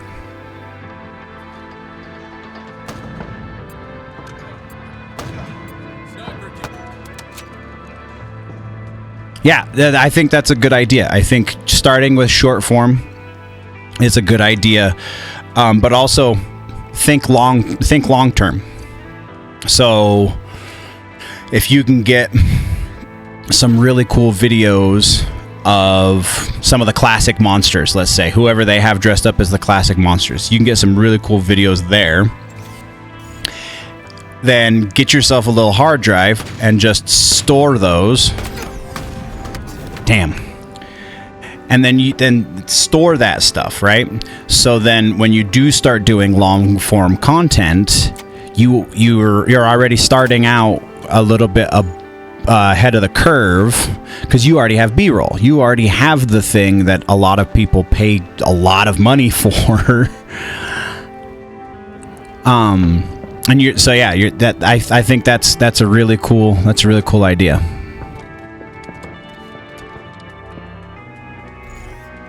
Where are these guys? I'm flying blind right now.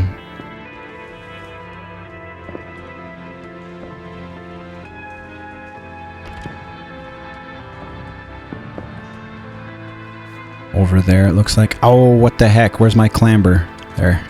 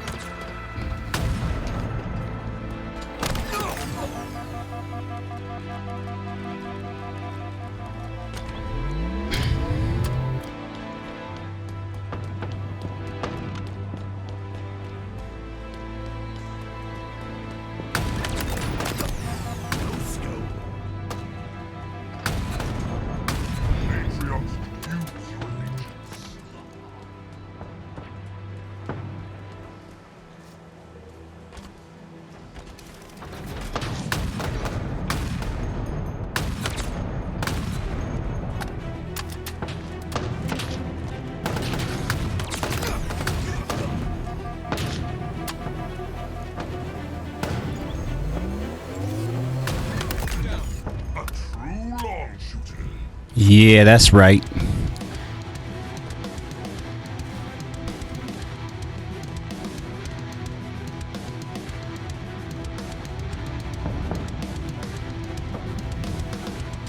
So also something to think about, but since you're planning on doing short form anyway, if you want to translate that following to a YouTube channel, then that's fairly difficult to switch platforms.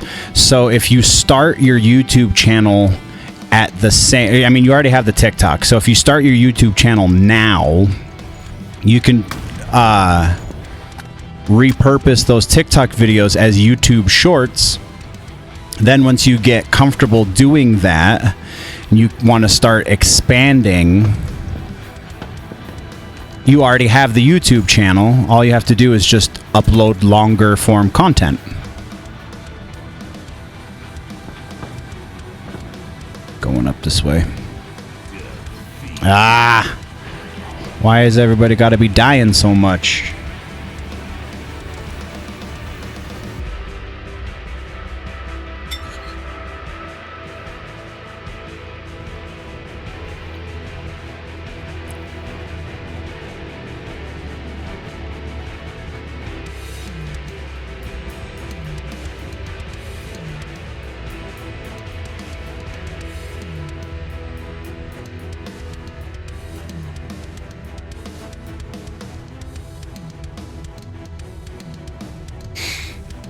Yeah, because statistically speaking, to convert followers, unless you have a few million, which takes all of us a long time to get to, obviously, because I'm not even kind of there yet. But unless you have a few million followers, the translation is a very difficult thing to do, going from one platform to the next.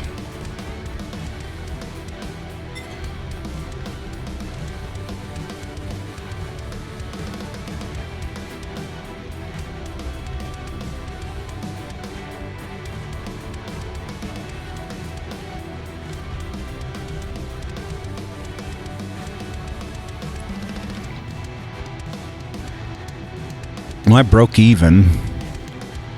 How'd the rest of my team do? Very poorly. Oh my god.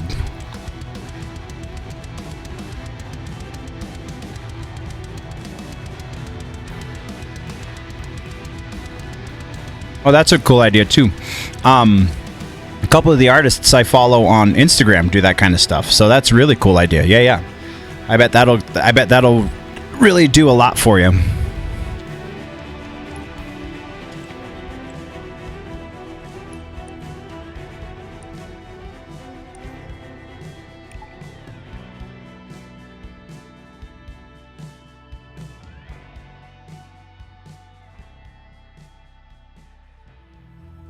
What kind of Halloween characters are you doing?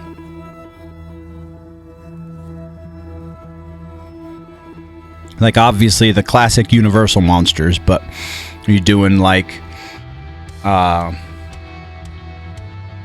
who else would that be? Like Freddy and Jason and Michael Myers, and you could even do some of the masks from Halloween 3. What else? What else would be good? Pinhead. Do a Pinhead drawing. That'd be a cool one.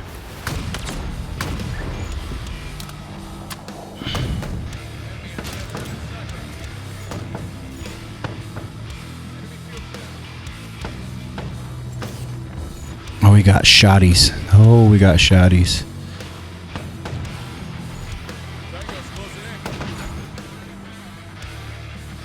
Oh, there he is. Ah, I just saw him. And a cool one even might be slightly unexpected with Halloween. Would be like the Night King from Game of Thrones. That'd be really cool too.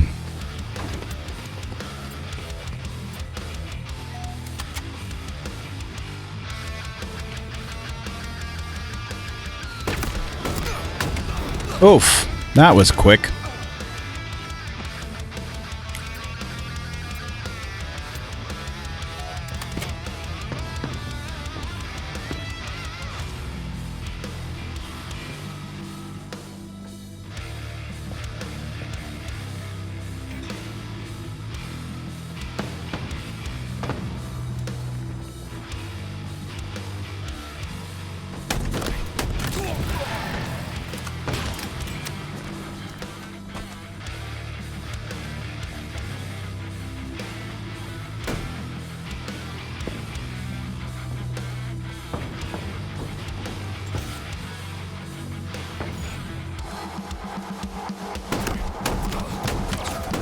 I almost had him.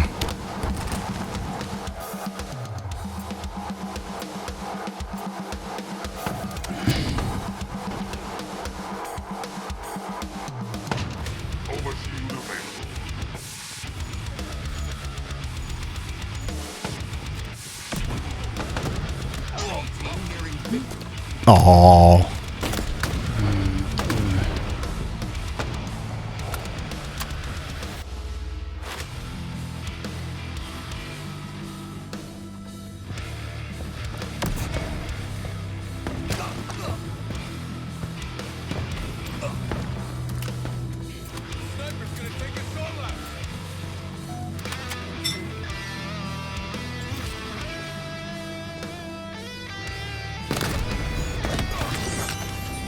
What the hell, man? Sniper's good. Watch your head. Oh, that's cool. Jack Skellington. Jack is technically also a Christmas character, which I think is funny. But yeah, I like that one. That's cool.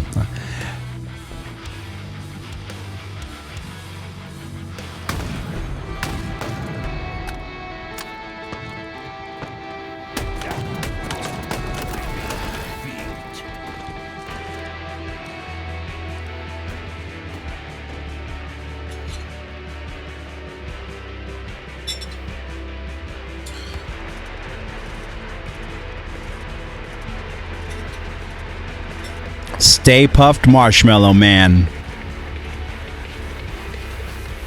Yeah, for sure.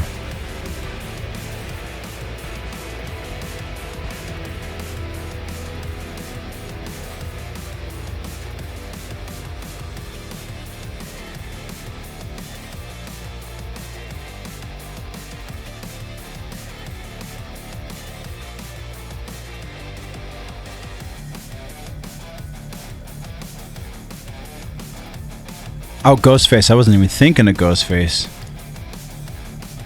Are you going to do both Pennywise or just OG Pennywise?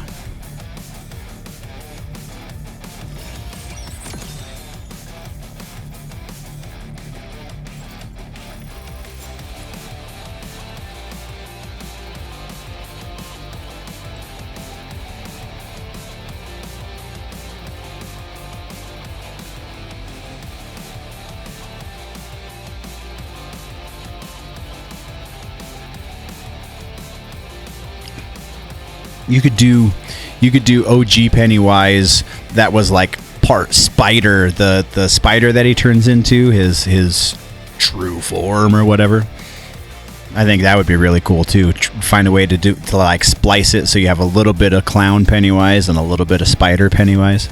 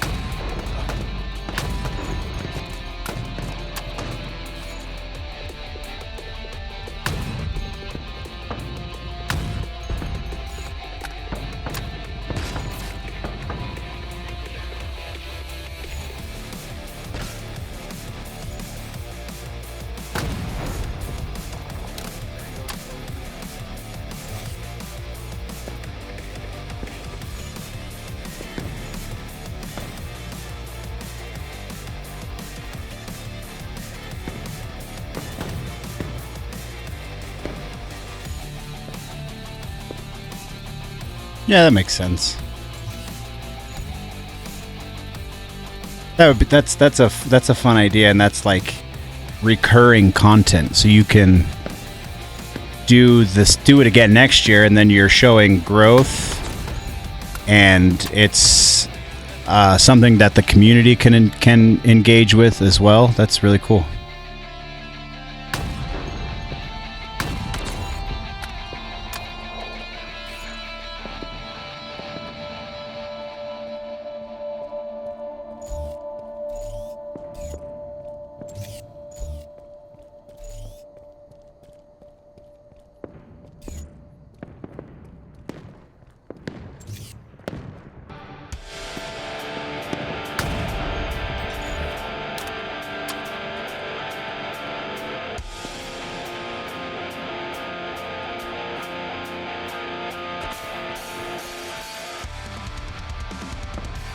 Yeah, that'd be cool. Do a battle of the Pennywise spiders.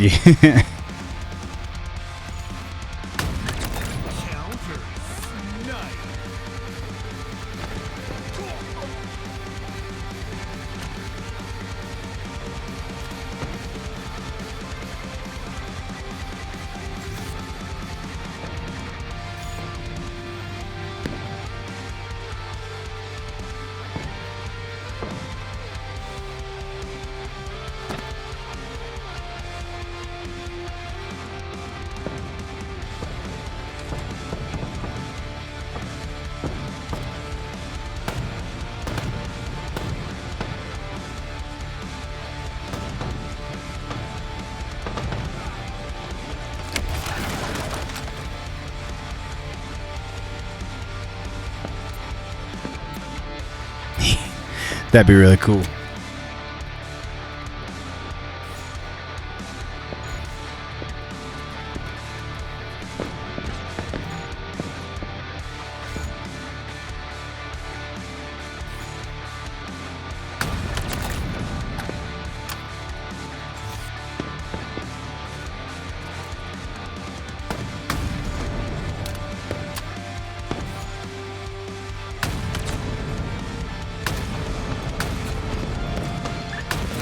Oh, I stood still for too long.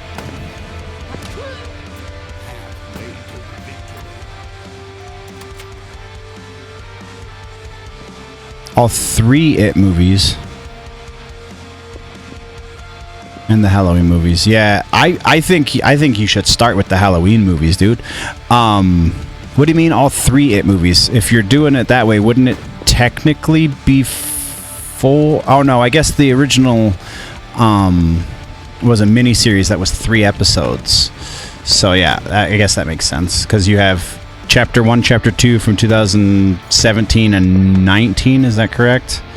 And then the OG It happened in like 92.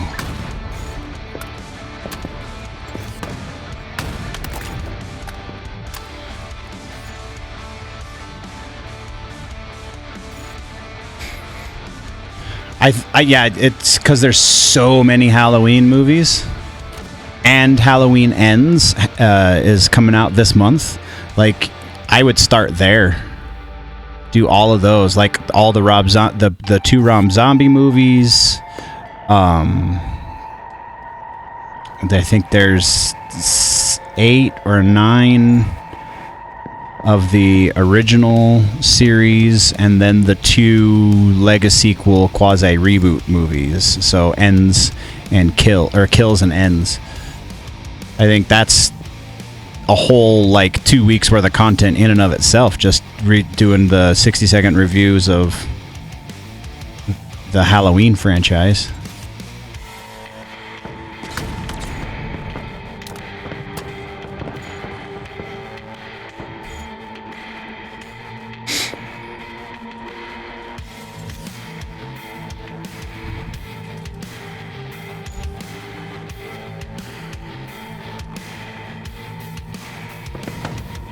Yeah, that's super great.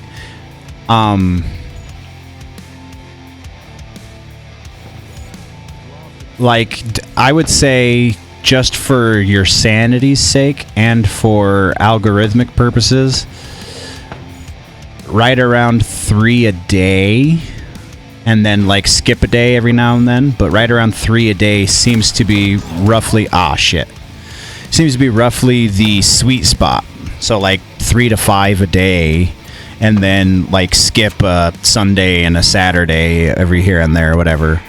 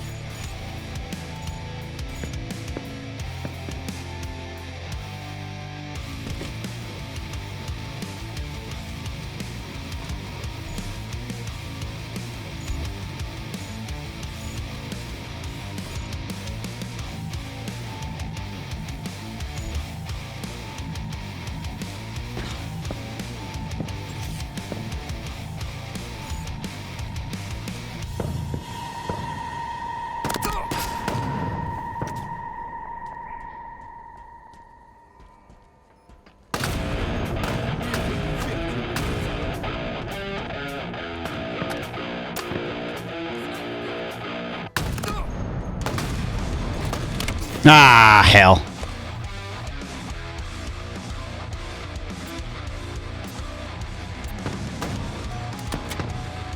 Oh, so like each short, you're gonna do 3 to 4 movies per short. So like 15 seconds each movie. Is that what you're thinking?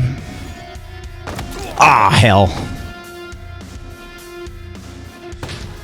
That's pretty smart too. That's a unique, because most people do like I do when I'm talking about the music stuff, where they'll do one song, one album, one thing, right, per short.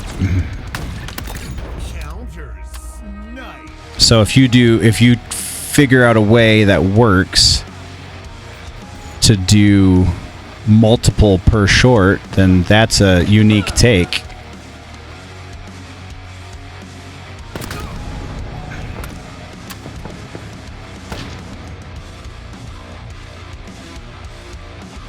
That's cool. Yeah, that's smart. Something different, something fresh. People will dig it.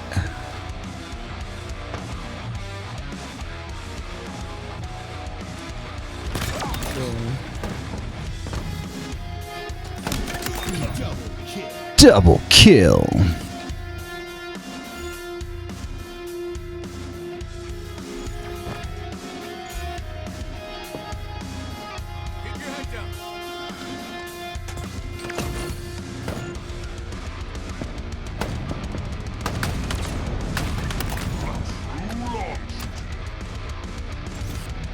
Victory!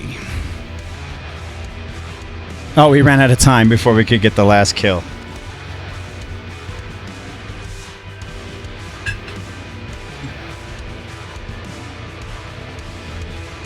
So it's kind of like the quick and nerdy videos. I do the top 3s or whatever frequently on my quick and nerdies.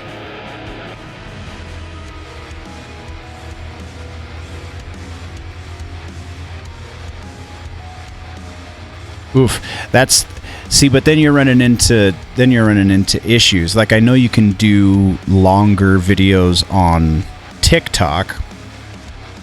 Like, you can do up to 10 minutes on TikTok, but even the TikTok analytics show that not a whole lot of people are watching anything that's longer than 60 seconds. And honestly, not a whole lot of people watch anything that's, I mean, I think the sweet spot most places say for short content, TikTok, YouTube Shorts, or Reels, regardless the platform, usually the sweet spot is around, I think it was like 20 to 30 seconds, which is totally undoable for me. Like, I can never do even short content that short. But yeah. So I would say 15 seconds per movie, and then if you do one short would be 3 movies, that's 45 seconds, right? So if you want to do it in, like, you do one whole series at once, again, take the Halloween movies as an example, you do them in the sequential order, right? So you do Halloween 1, 2, and 3. So the first one, Curse Mike Myers, and then the Season of the Witch. Do your 15 seconds per video, and then per movie. The next short video would be Halloween 4, 5, 6, and then you do. Oh yeah, I'm sure. But again, you want your content to be accessible. So if you're talking too fast, then people aren't going to understand what you're saying as well. And you also want to give each item enough attention that people take you as an authority. So if you just say 2 words, or it sounds like just 2 words because you're saying it so fast, then it's hard to see that as an authority. Does that make sense? Yeah. That's cool. Yeah, that's a good idea.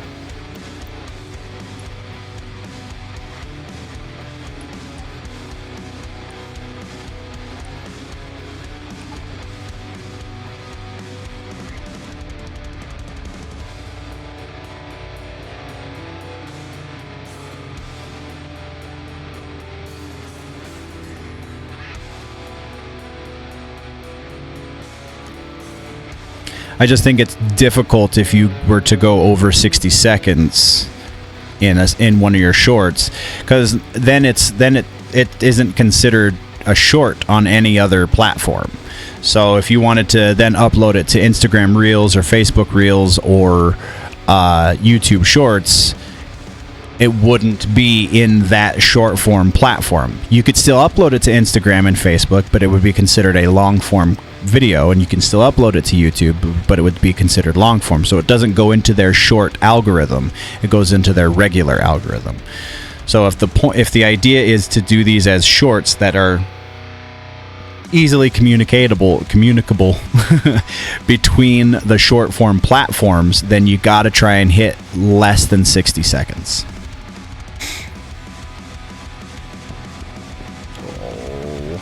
I am not a fan of the hunter. Ah!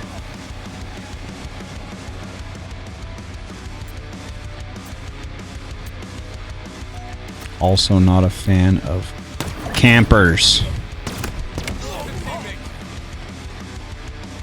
Fucking shoot him. Solo. Shoot him.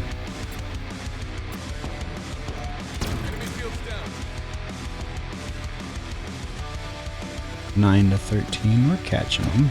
Slowly but surely.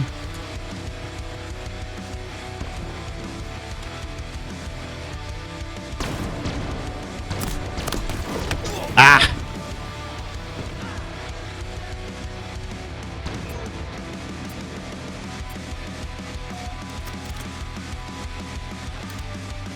Oh, it put me where I was trying to go, so that's good.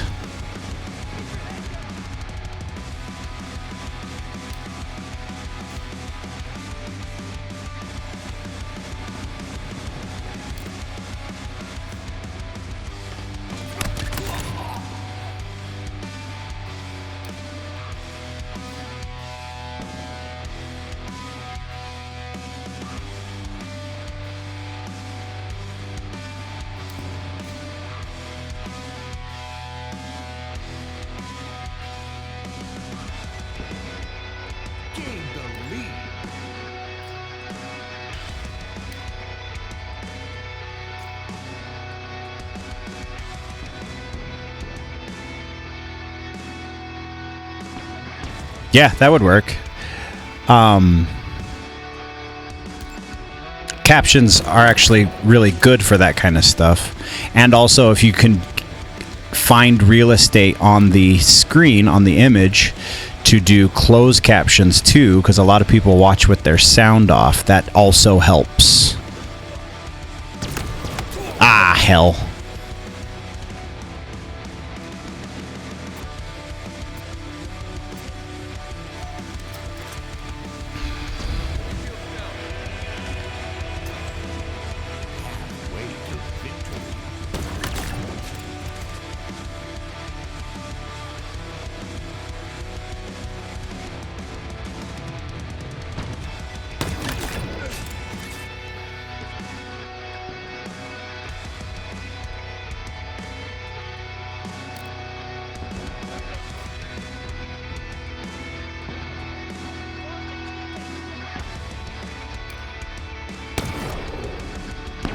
Oh, he got me.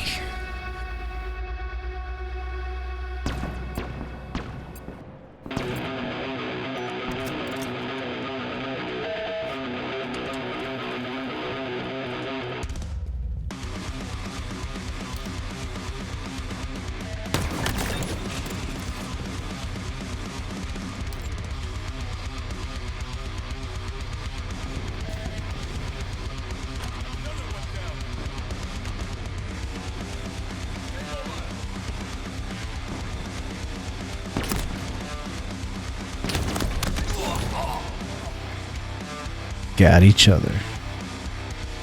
Yeah, man, no problem. Always here to help. I mean, I've been doing this for obviously not shorts because that hasn't been a thing for 7 years, but I've been doing this for about 7 years, so. Ah, I missed it.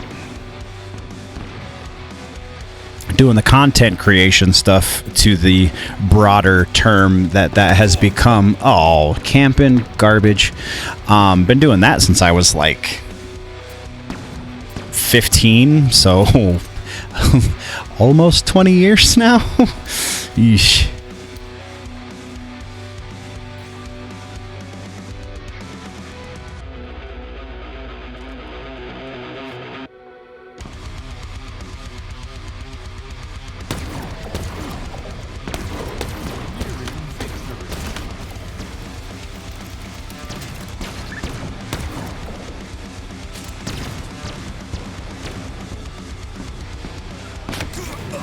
Oh, for real? All three of his homies down there, and the one guy takes me down. All right. I'll allow it, I suppose.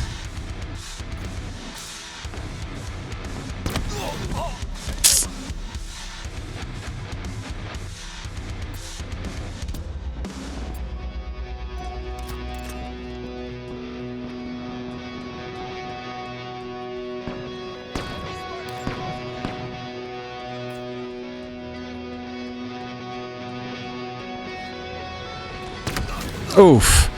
I was in mid-jump. That's hot garbage.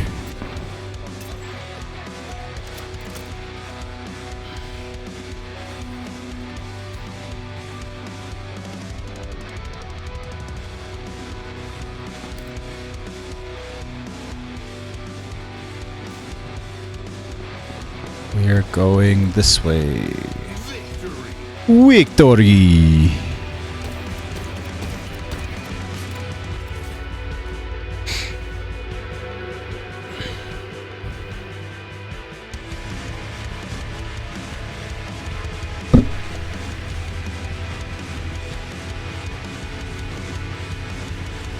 Hey, also, because you don't watch my stuff enough, apparently. No, I'm totally joking.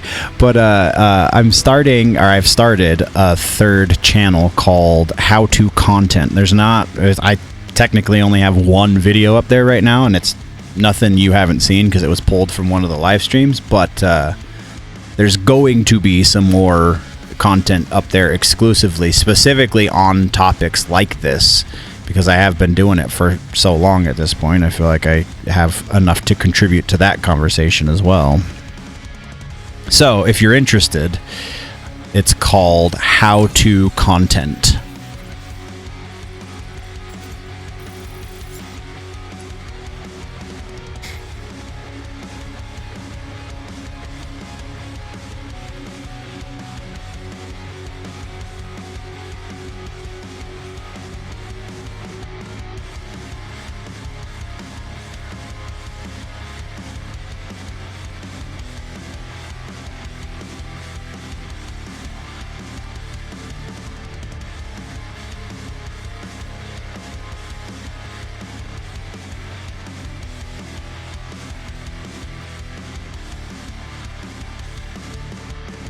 Oh no! You watch plenty, bro. I was totally being sarcastic. I'm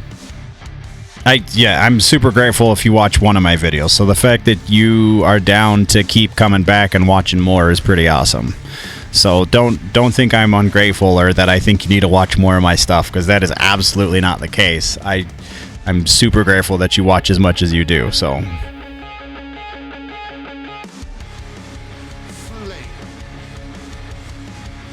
Ugh, stalker rifles again. Yeah, but it'll go into stuff like audio things, because audio is super important. And like how I have things set up and how I edit things and that kind of stuff. Because I have, from what I've noticed, I have a fairly high output considering I'm just one guy. And like a lot of channels are like a team of people putting out content, and I put out as much or more than a fair amount of those channels all by myself. So we'll be doing at least some of that kind of stuff as well.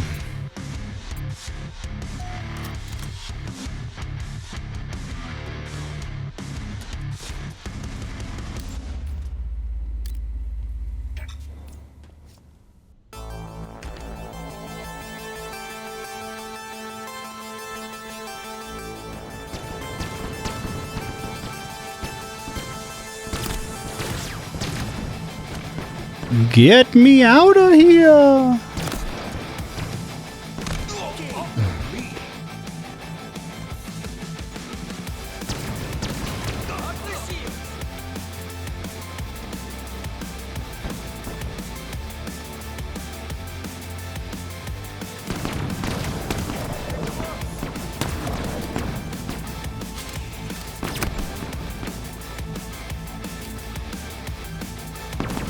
Oh, hello.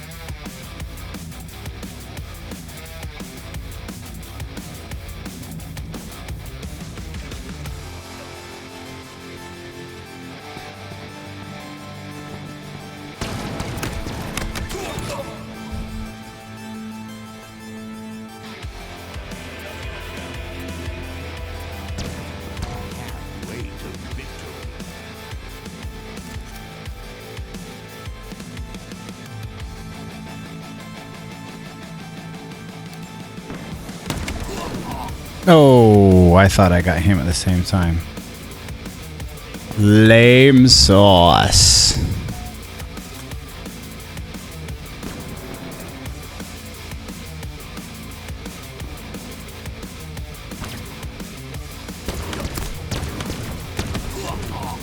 Really? Oh, it got me in the head. Damn.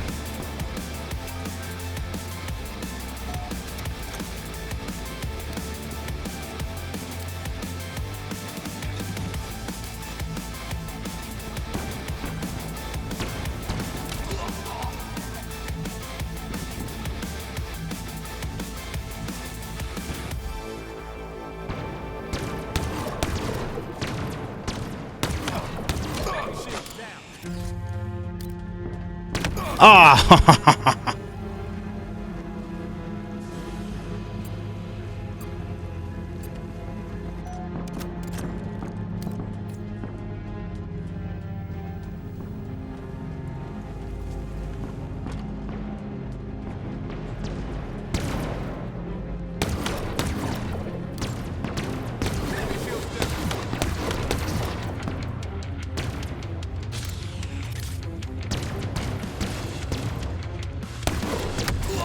Up top.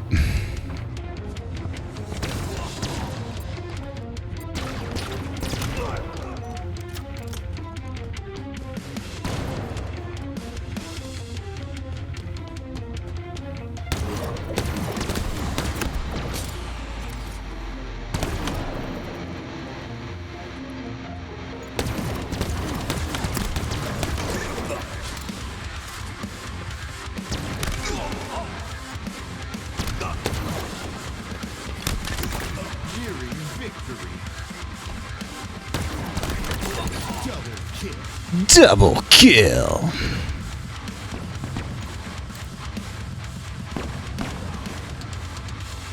It's up there.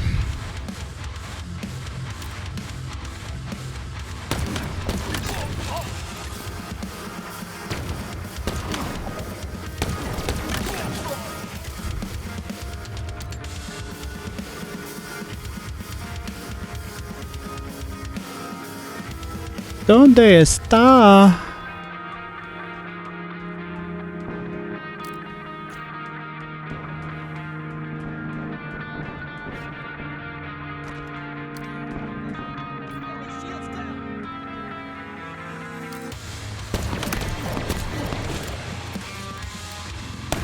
Oh, good shot. That was a good one.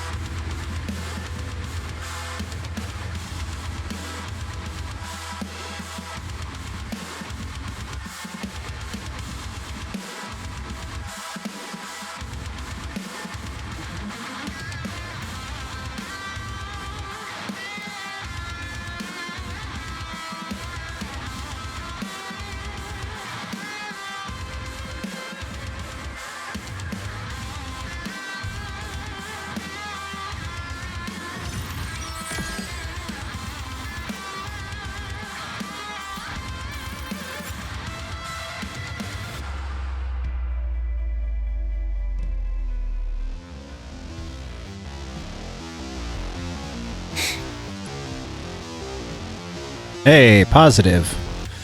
Positive numbers? But I played like garbage.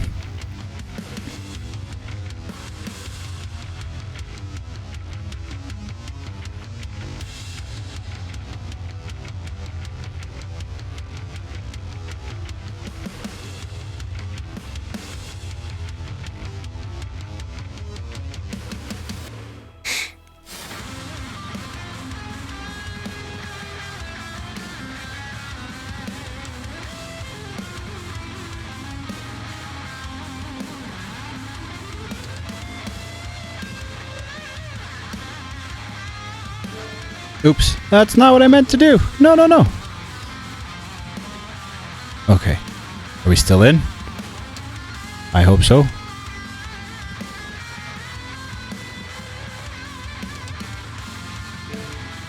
Don't do that. Ah!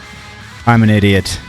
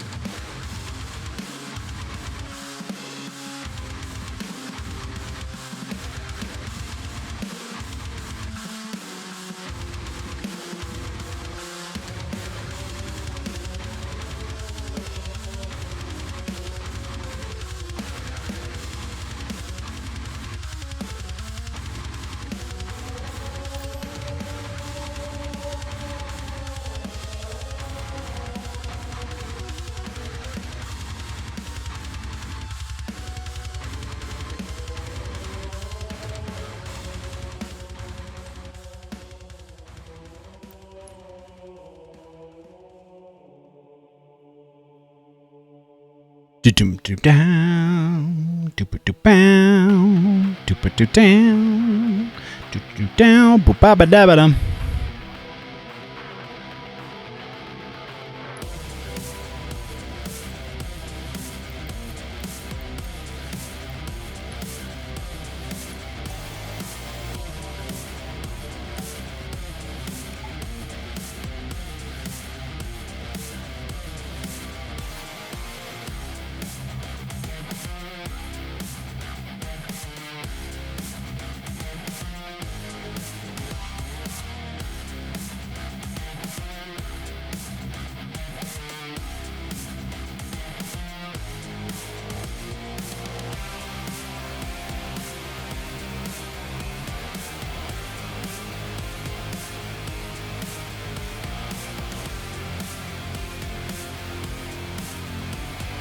Z831. That's not me.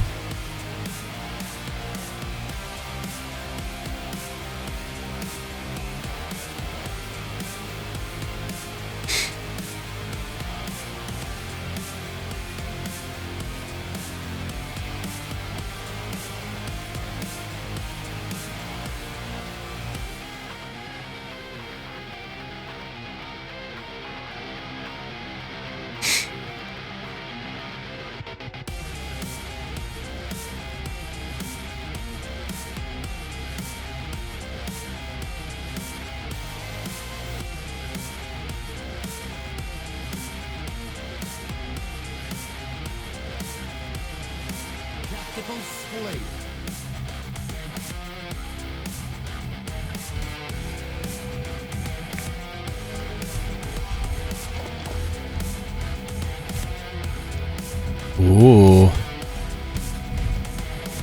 Yay for not loading the proper armor. Thanks a lot, Halo Infinite.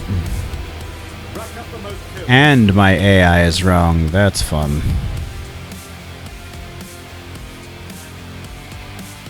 Come on. I know you're right there. I just saw your arm. Fine.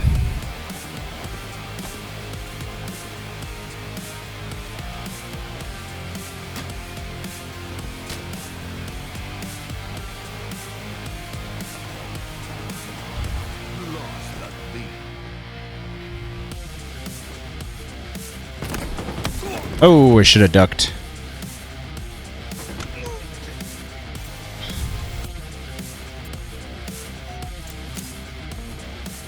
There we go. That's my gun.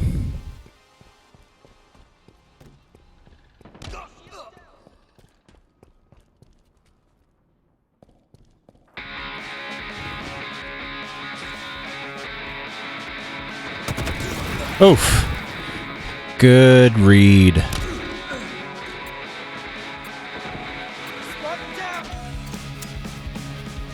Alright, man. Have a good one. We'll see you on the next one that you are able to join.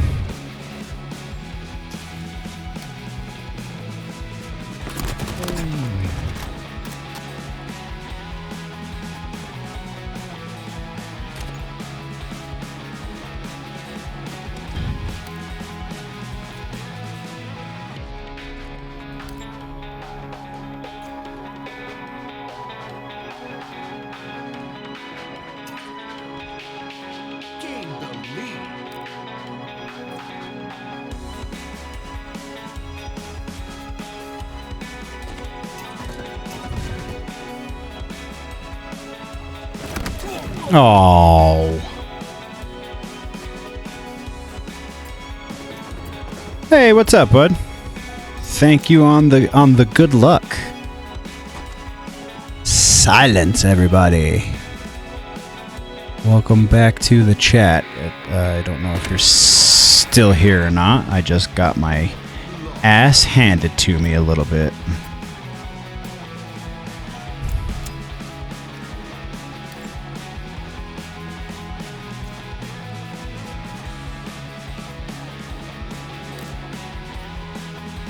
Oh, there he is. Hi! Falling. Blah. Alright. I'm gonna pull my head out of my butt, because I don't think I have a single kill yet this round. There we go.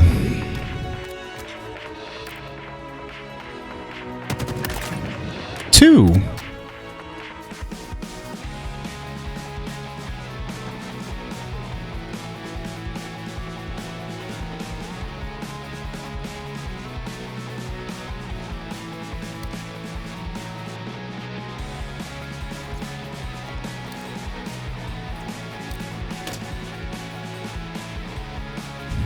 How you been, man? It's been a long time since you been around.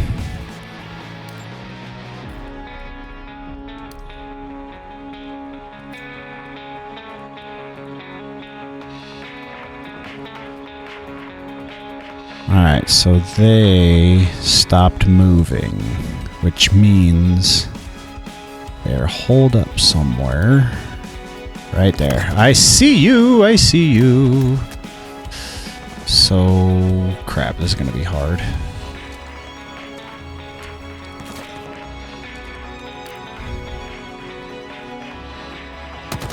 Gotcha. Gotcha. Yeah, man. How you been?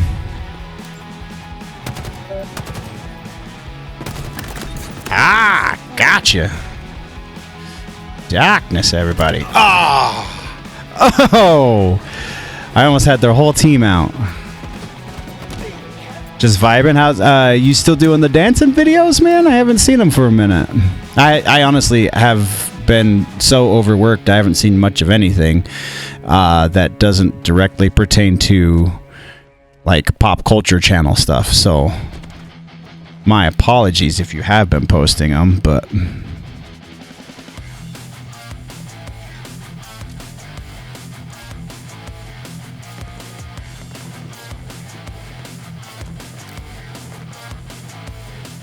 where is he? Where is he?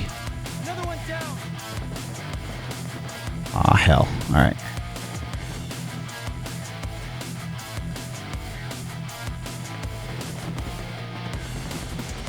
Still in here? Yep. Gotcha, city boy. Where are you going, city boy?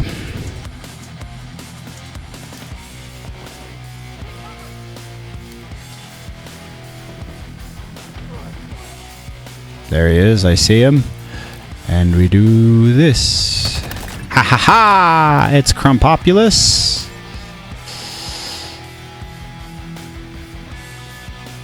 Whee!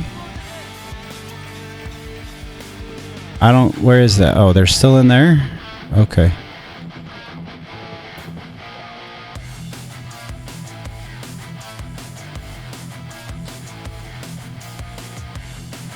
I hear footsteps. Ah, hell.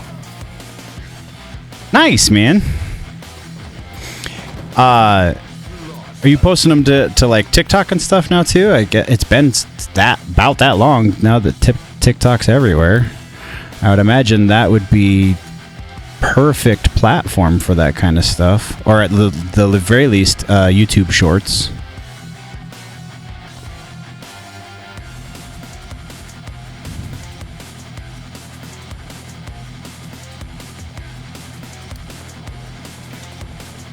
Okay, there. Let's do this.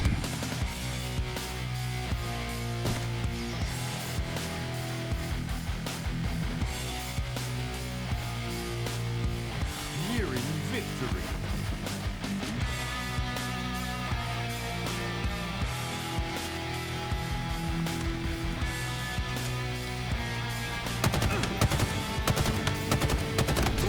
Really? That's... Yeah, you're probably better off not doing the TikTok. But have you been doing the short form YouTube stuff, the 60 seconds or less? Because that algorithm is jumping off, and now you can get into the partner program with just the shorts, and like that's a good way to get paid. Just doing your fun videos, you know what I mean? Ah. Yeah, no, I feel you. I for a while wasn't doing TikTok, and now that I have a TikTok, like it's very neglected. I haven't been doing a whole lot with it because like I said, YouTube algorithm is just rocking it. Making it hard to want to publish to any other platform.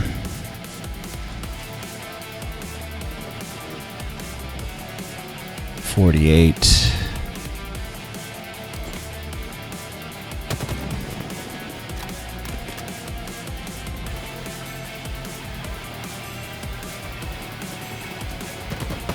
Shit. It's worth looking into, man. I mean, it's also a lot of work, so I'm not trying to make it sound like it's like, yo, get hundreds of dollars, but it's worth looking into because that's like great for your style content. Victory.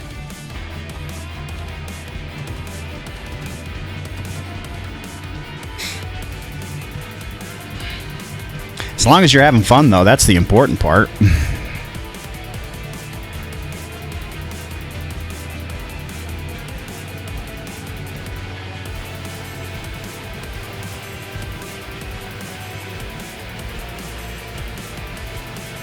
There you go. Yeah, like I said, as long as you're having fun with it, who cares about the rest of it? Just do you, man.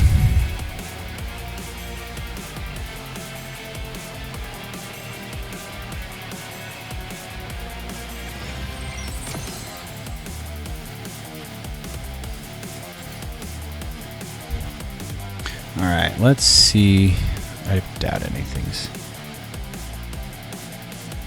No, still updating. All right, so we'll do, let's say, 2 more matches, I think, and then we're going to call it a night. And then next week, I will remember to check the updates before we go streaming so that we can get more than just Halo in on stream, because everything else I was going to play needed an update.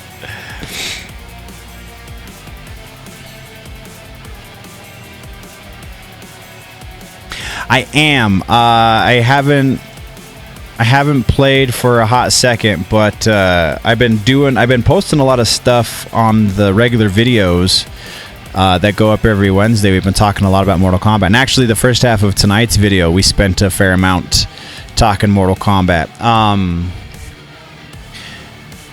Because tomorrow is the 30th anniversary of the game, so there's a whole lot of stuff going on in the community, and I'm super excited about what the next 2 months is going to bring for Mortal Kombat. But I haven't put my Mortal Kombat 11 disc in the Xbox for about a week or so. Just, I don't know, I just kind of like, it's fun, I still dig it, it's just it's in smaller spurts these days, just because I've played the crap out of all of the seasons, you know what I mean? I've gotten all the armors and stuff that I want to get.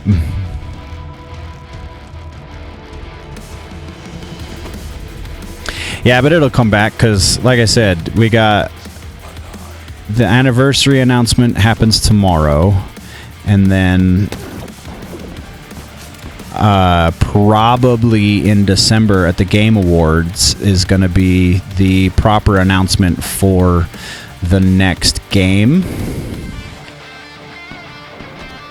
If that's going to be Mortal Kombat or Injustice, I don't. Nobody really knows yet. Everybody's thinking it's going to be Mortal Kombat 12, though.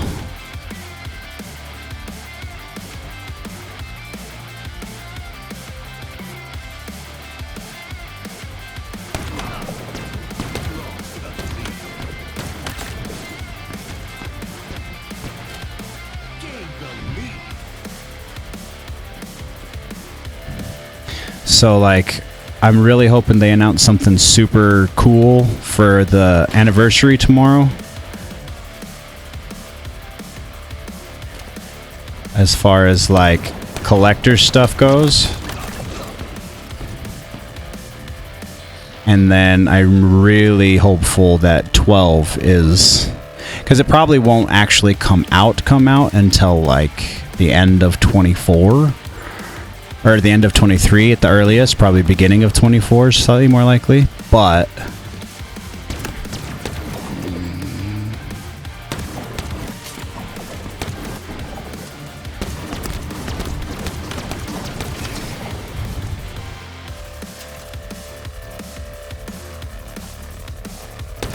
Ah, he got me.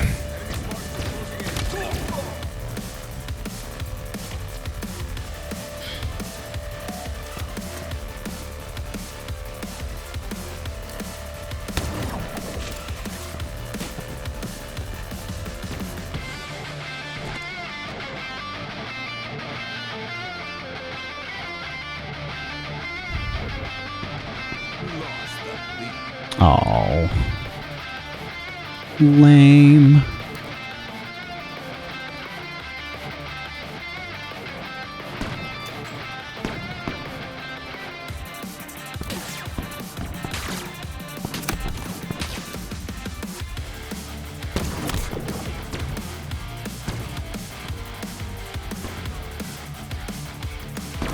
Ah, there he is.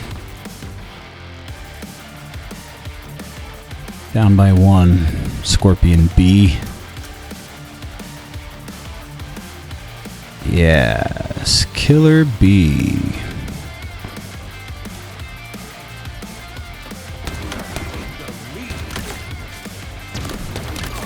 Double kill.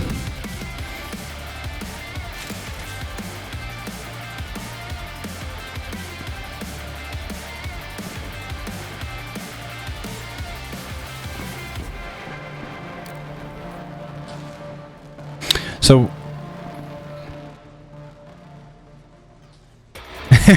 Daredevil, yeah. That's cool. I'm down. I like some Matt Murdock. Where the hell?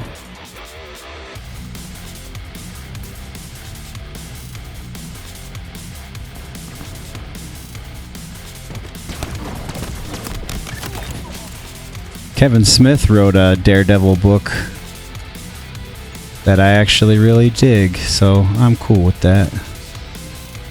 What do you think it's going to be, though? What do you think the next NetherRealm game is going to be?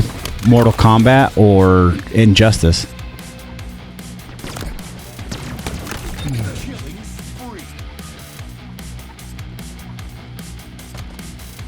You could be part of the hand of Asia.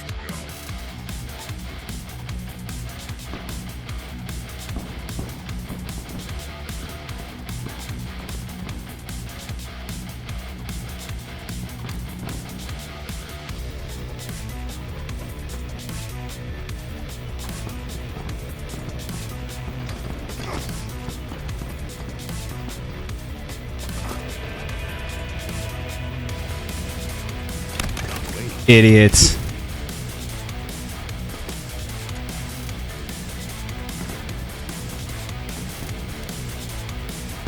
Oh, now I'm the idiot.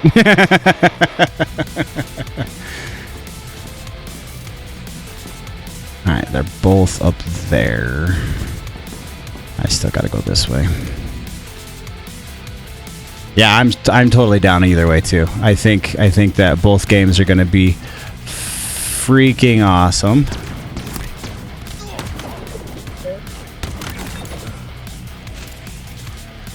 It's just a matter of whichever one comes out first. And it's entirely possible, because Ed Boon said the other day on Twitter that they're working on multiple projects.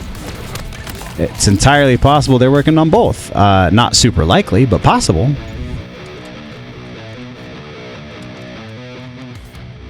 Peace. Scorpion B. Oh. 50-50, yeah. Either way, I'll be happy.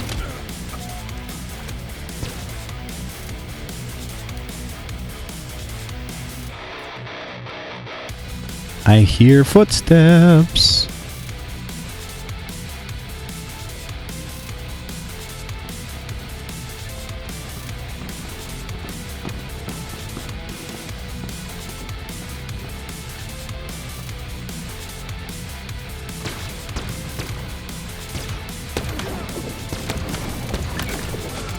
Peace, comedy.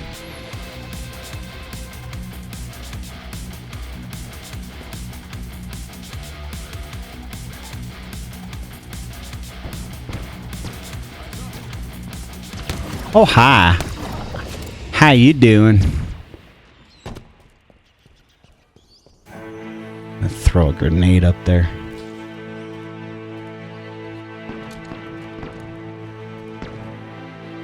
Oh, come on. Nearing victory. Oh, he's dead. Oh. Guys over here. Guys over there.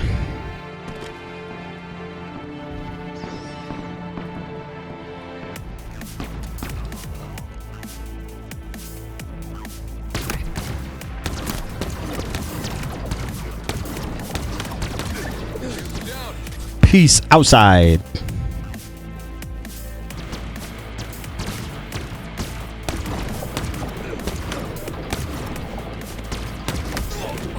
Oh, he seriously got me first? What the hell ever.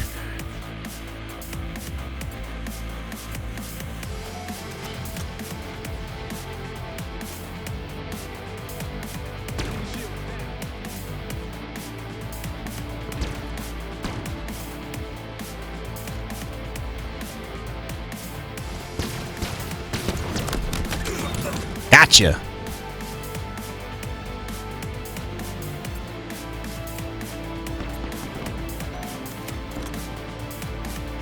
Hey there, hi there, ho there.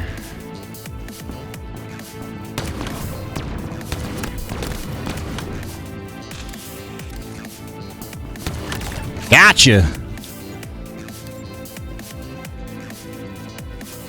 Woo-hoo.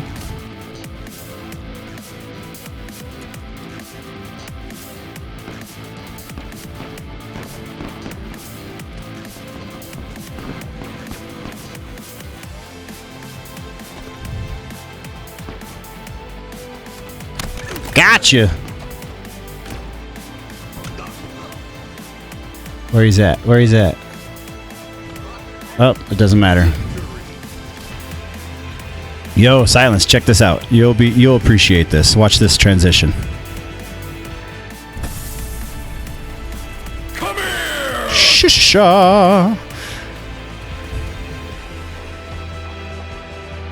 I'm gonna go back this way. I've updated some stuff, man.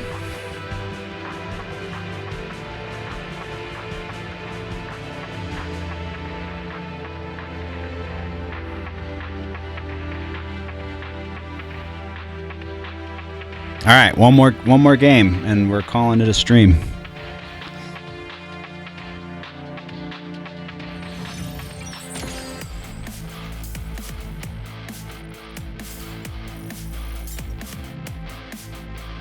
Yeah, I was pretty proud of myself when I made that up. Come here! Get over here. And the ghost comes in. Shoo shoo shoo. Yeah, for sure.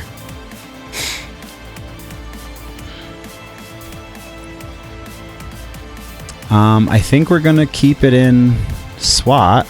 Ooh, did I have the best record on the map? I totally did. Best life, average life length. Didn't have the highest headshot kill, but whatever. Highest melee kills. And, second highest accuracy. That stinks. Oops. Whatever.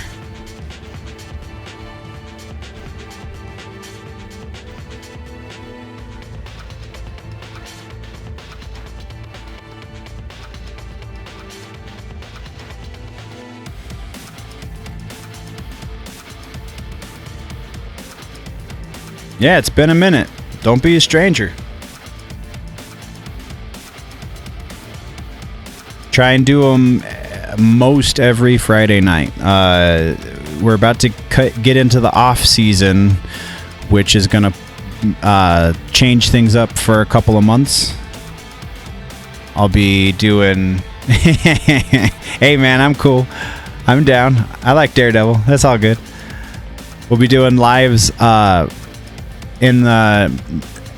the end of November through December and January. When they happen, they'll happen on Wednesdays, but that's the off season, so I'll be doing stuff to make the channel better at that time too. So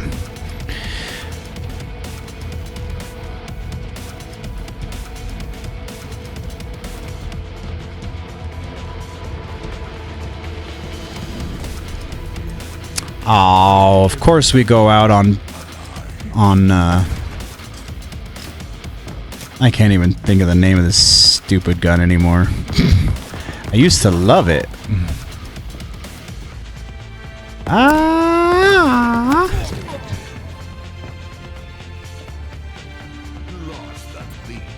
For sure, man. Appreciate you swinging by. Thank you for joining. Oh, good shot.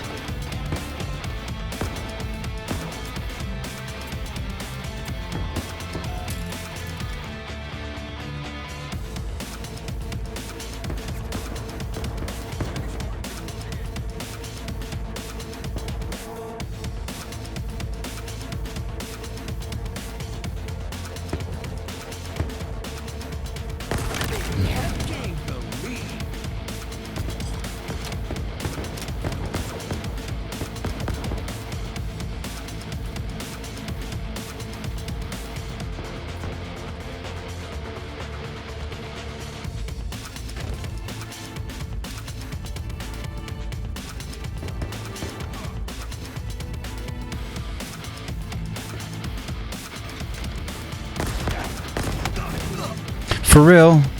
For real? We should have both went down with that.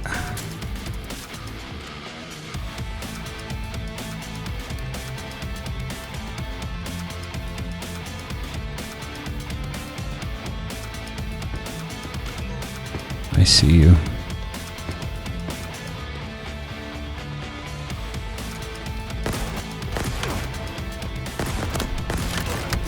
I got one of them. Blech.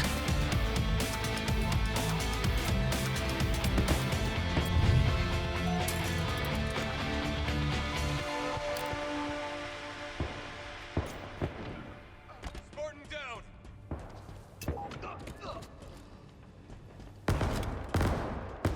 Enemies below us.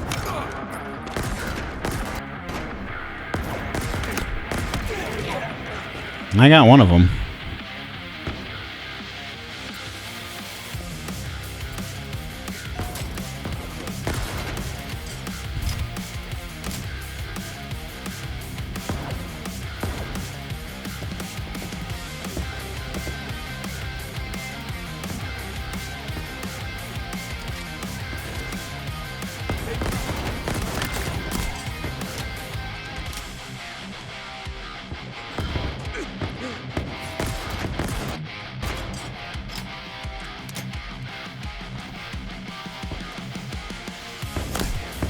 Ah. Nerf Bill.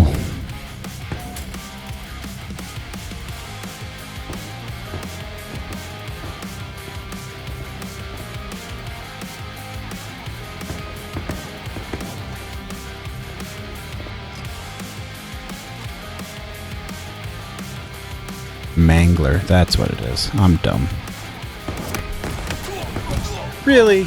Oh, I guess he got both of us, but still. Lame sauce. Halfway to victory.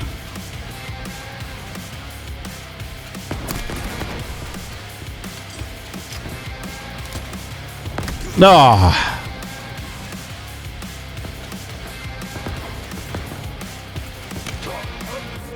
Oh, sweet, man. That's cool. I'll go check it out.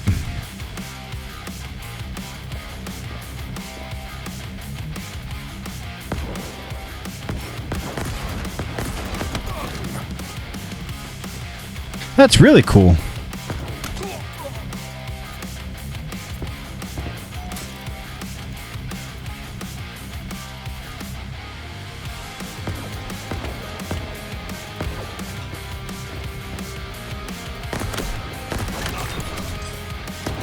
Oh.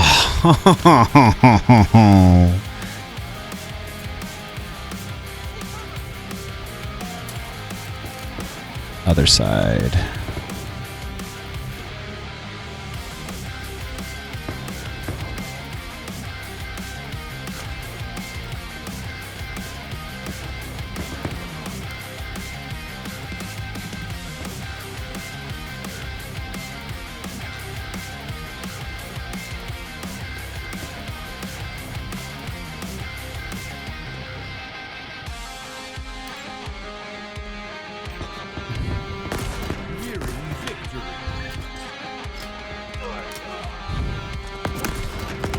Oh, in the air. Yeah, man. It's probably going to be tomorrow before I can do it because I'm crashing as soon as I'm off stream. But yeah, I'll hit it up.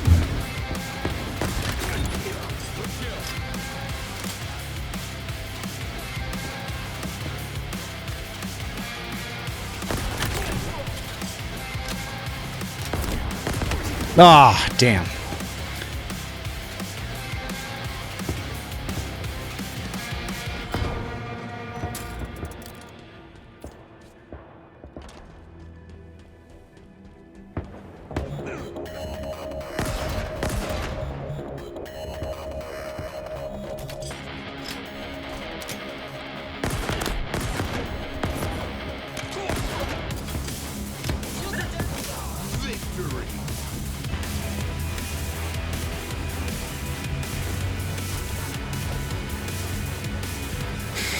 Okay, speaking of the end of the stream, here we are. Huge shouts out to Silence and Mr. Christopher Ortiz for sticking it out and hanging out for stream. Appreciate you guys. Everybody else who's watching this in post, I very much appreciate you as well, nerds. Let's do the thing where we change the buttons. All right, so end of the stream. That means we have to do the sign off, which I appreciate everybody who is watching, listening, joining in the conversation on all of the different platforms and all the different areas. We will be back for our regularly scheduled Wednesday video this week. Looks like we have a lot of music to talk about, as well as we should be on for a live stream next week. Same nerdy time, same nerdy channel. Apparently, I'm going by the moniker Daredevil these days. Thank you very much, Silence. But yeah, we will see you guys in the next one. Before we head out, again, super appreciative, but always remember, nerds, that if it's generally nerdy, it's probably here.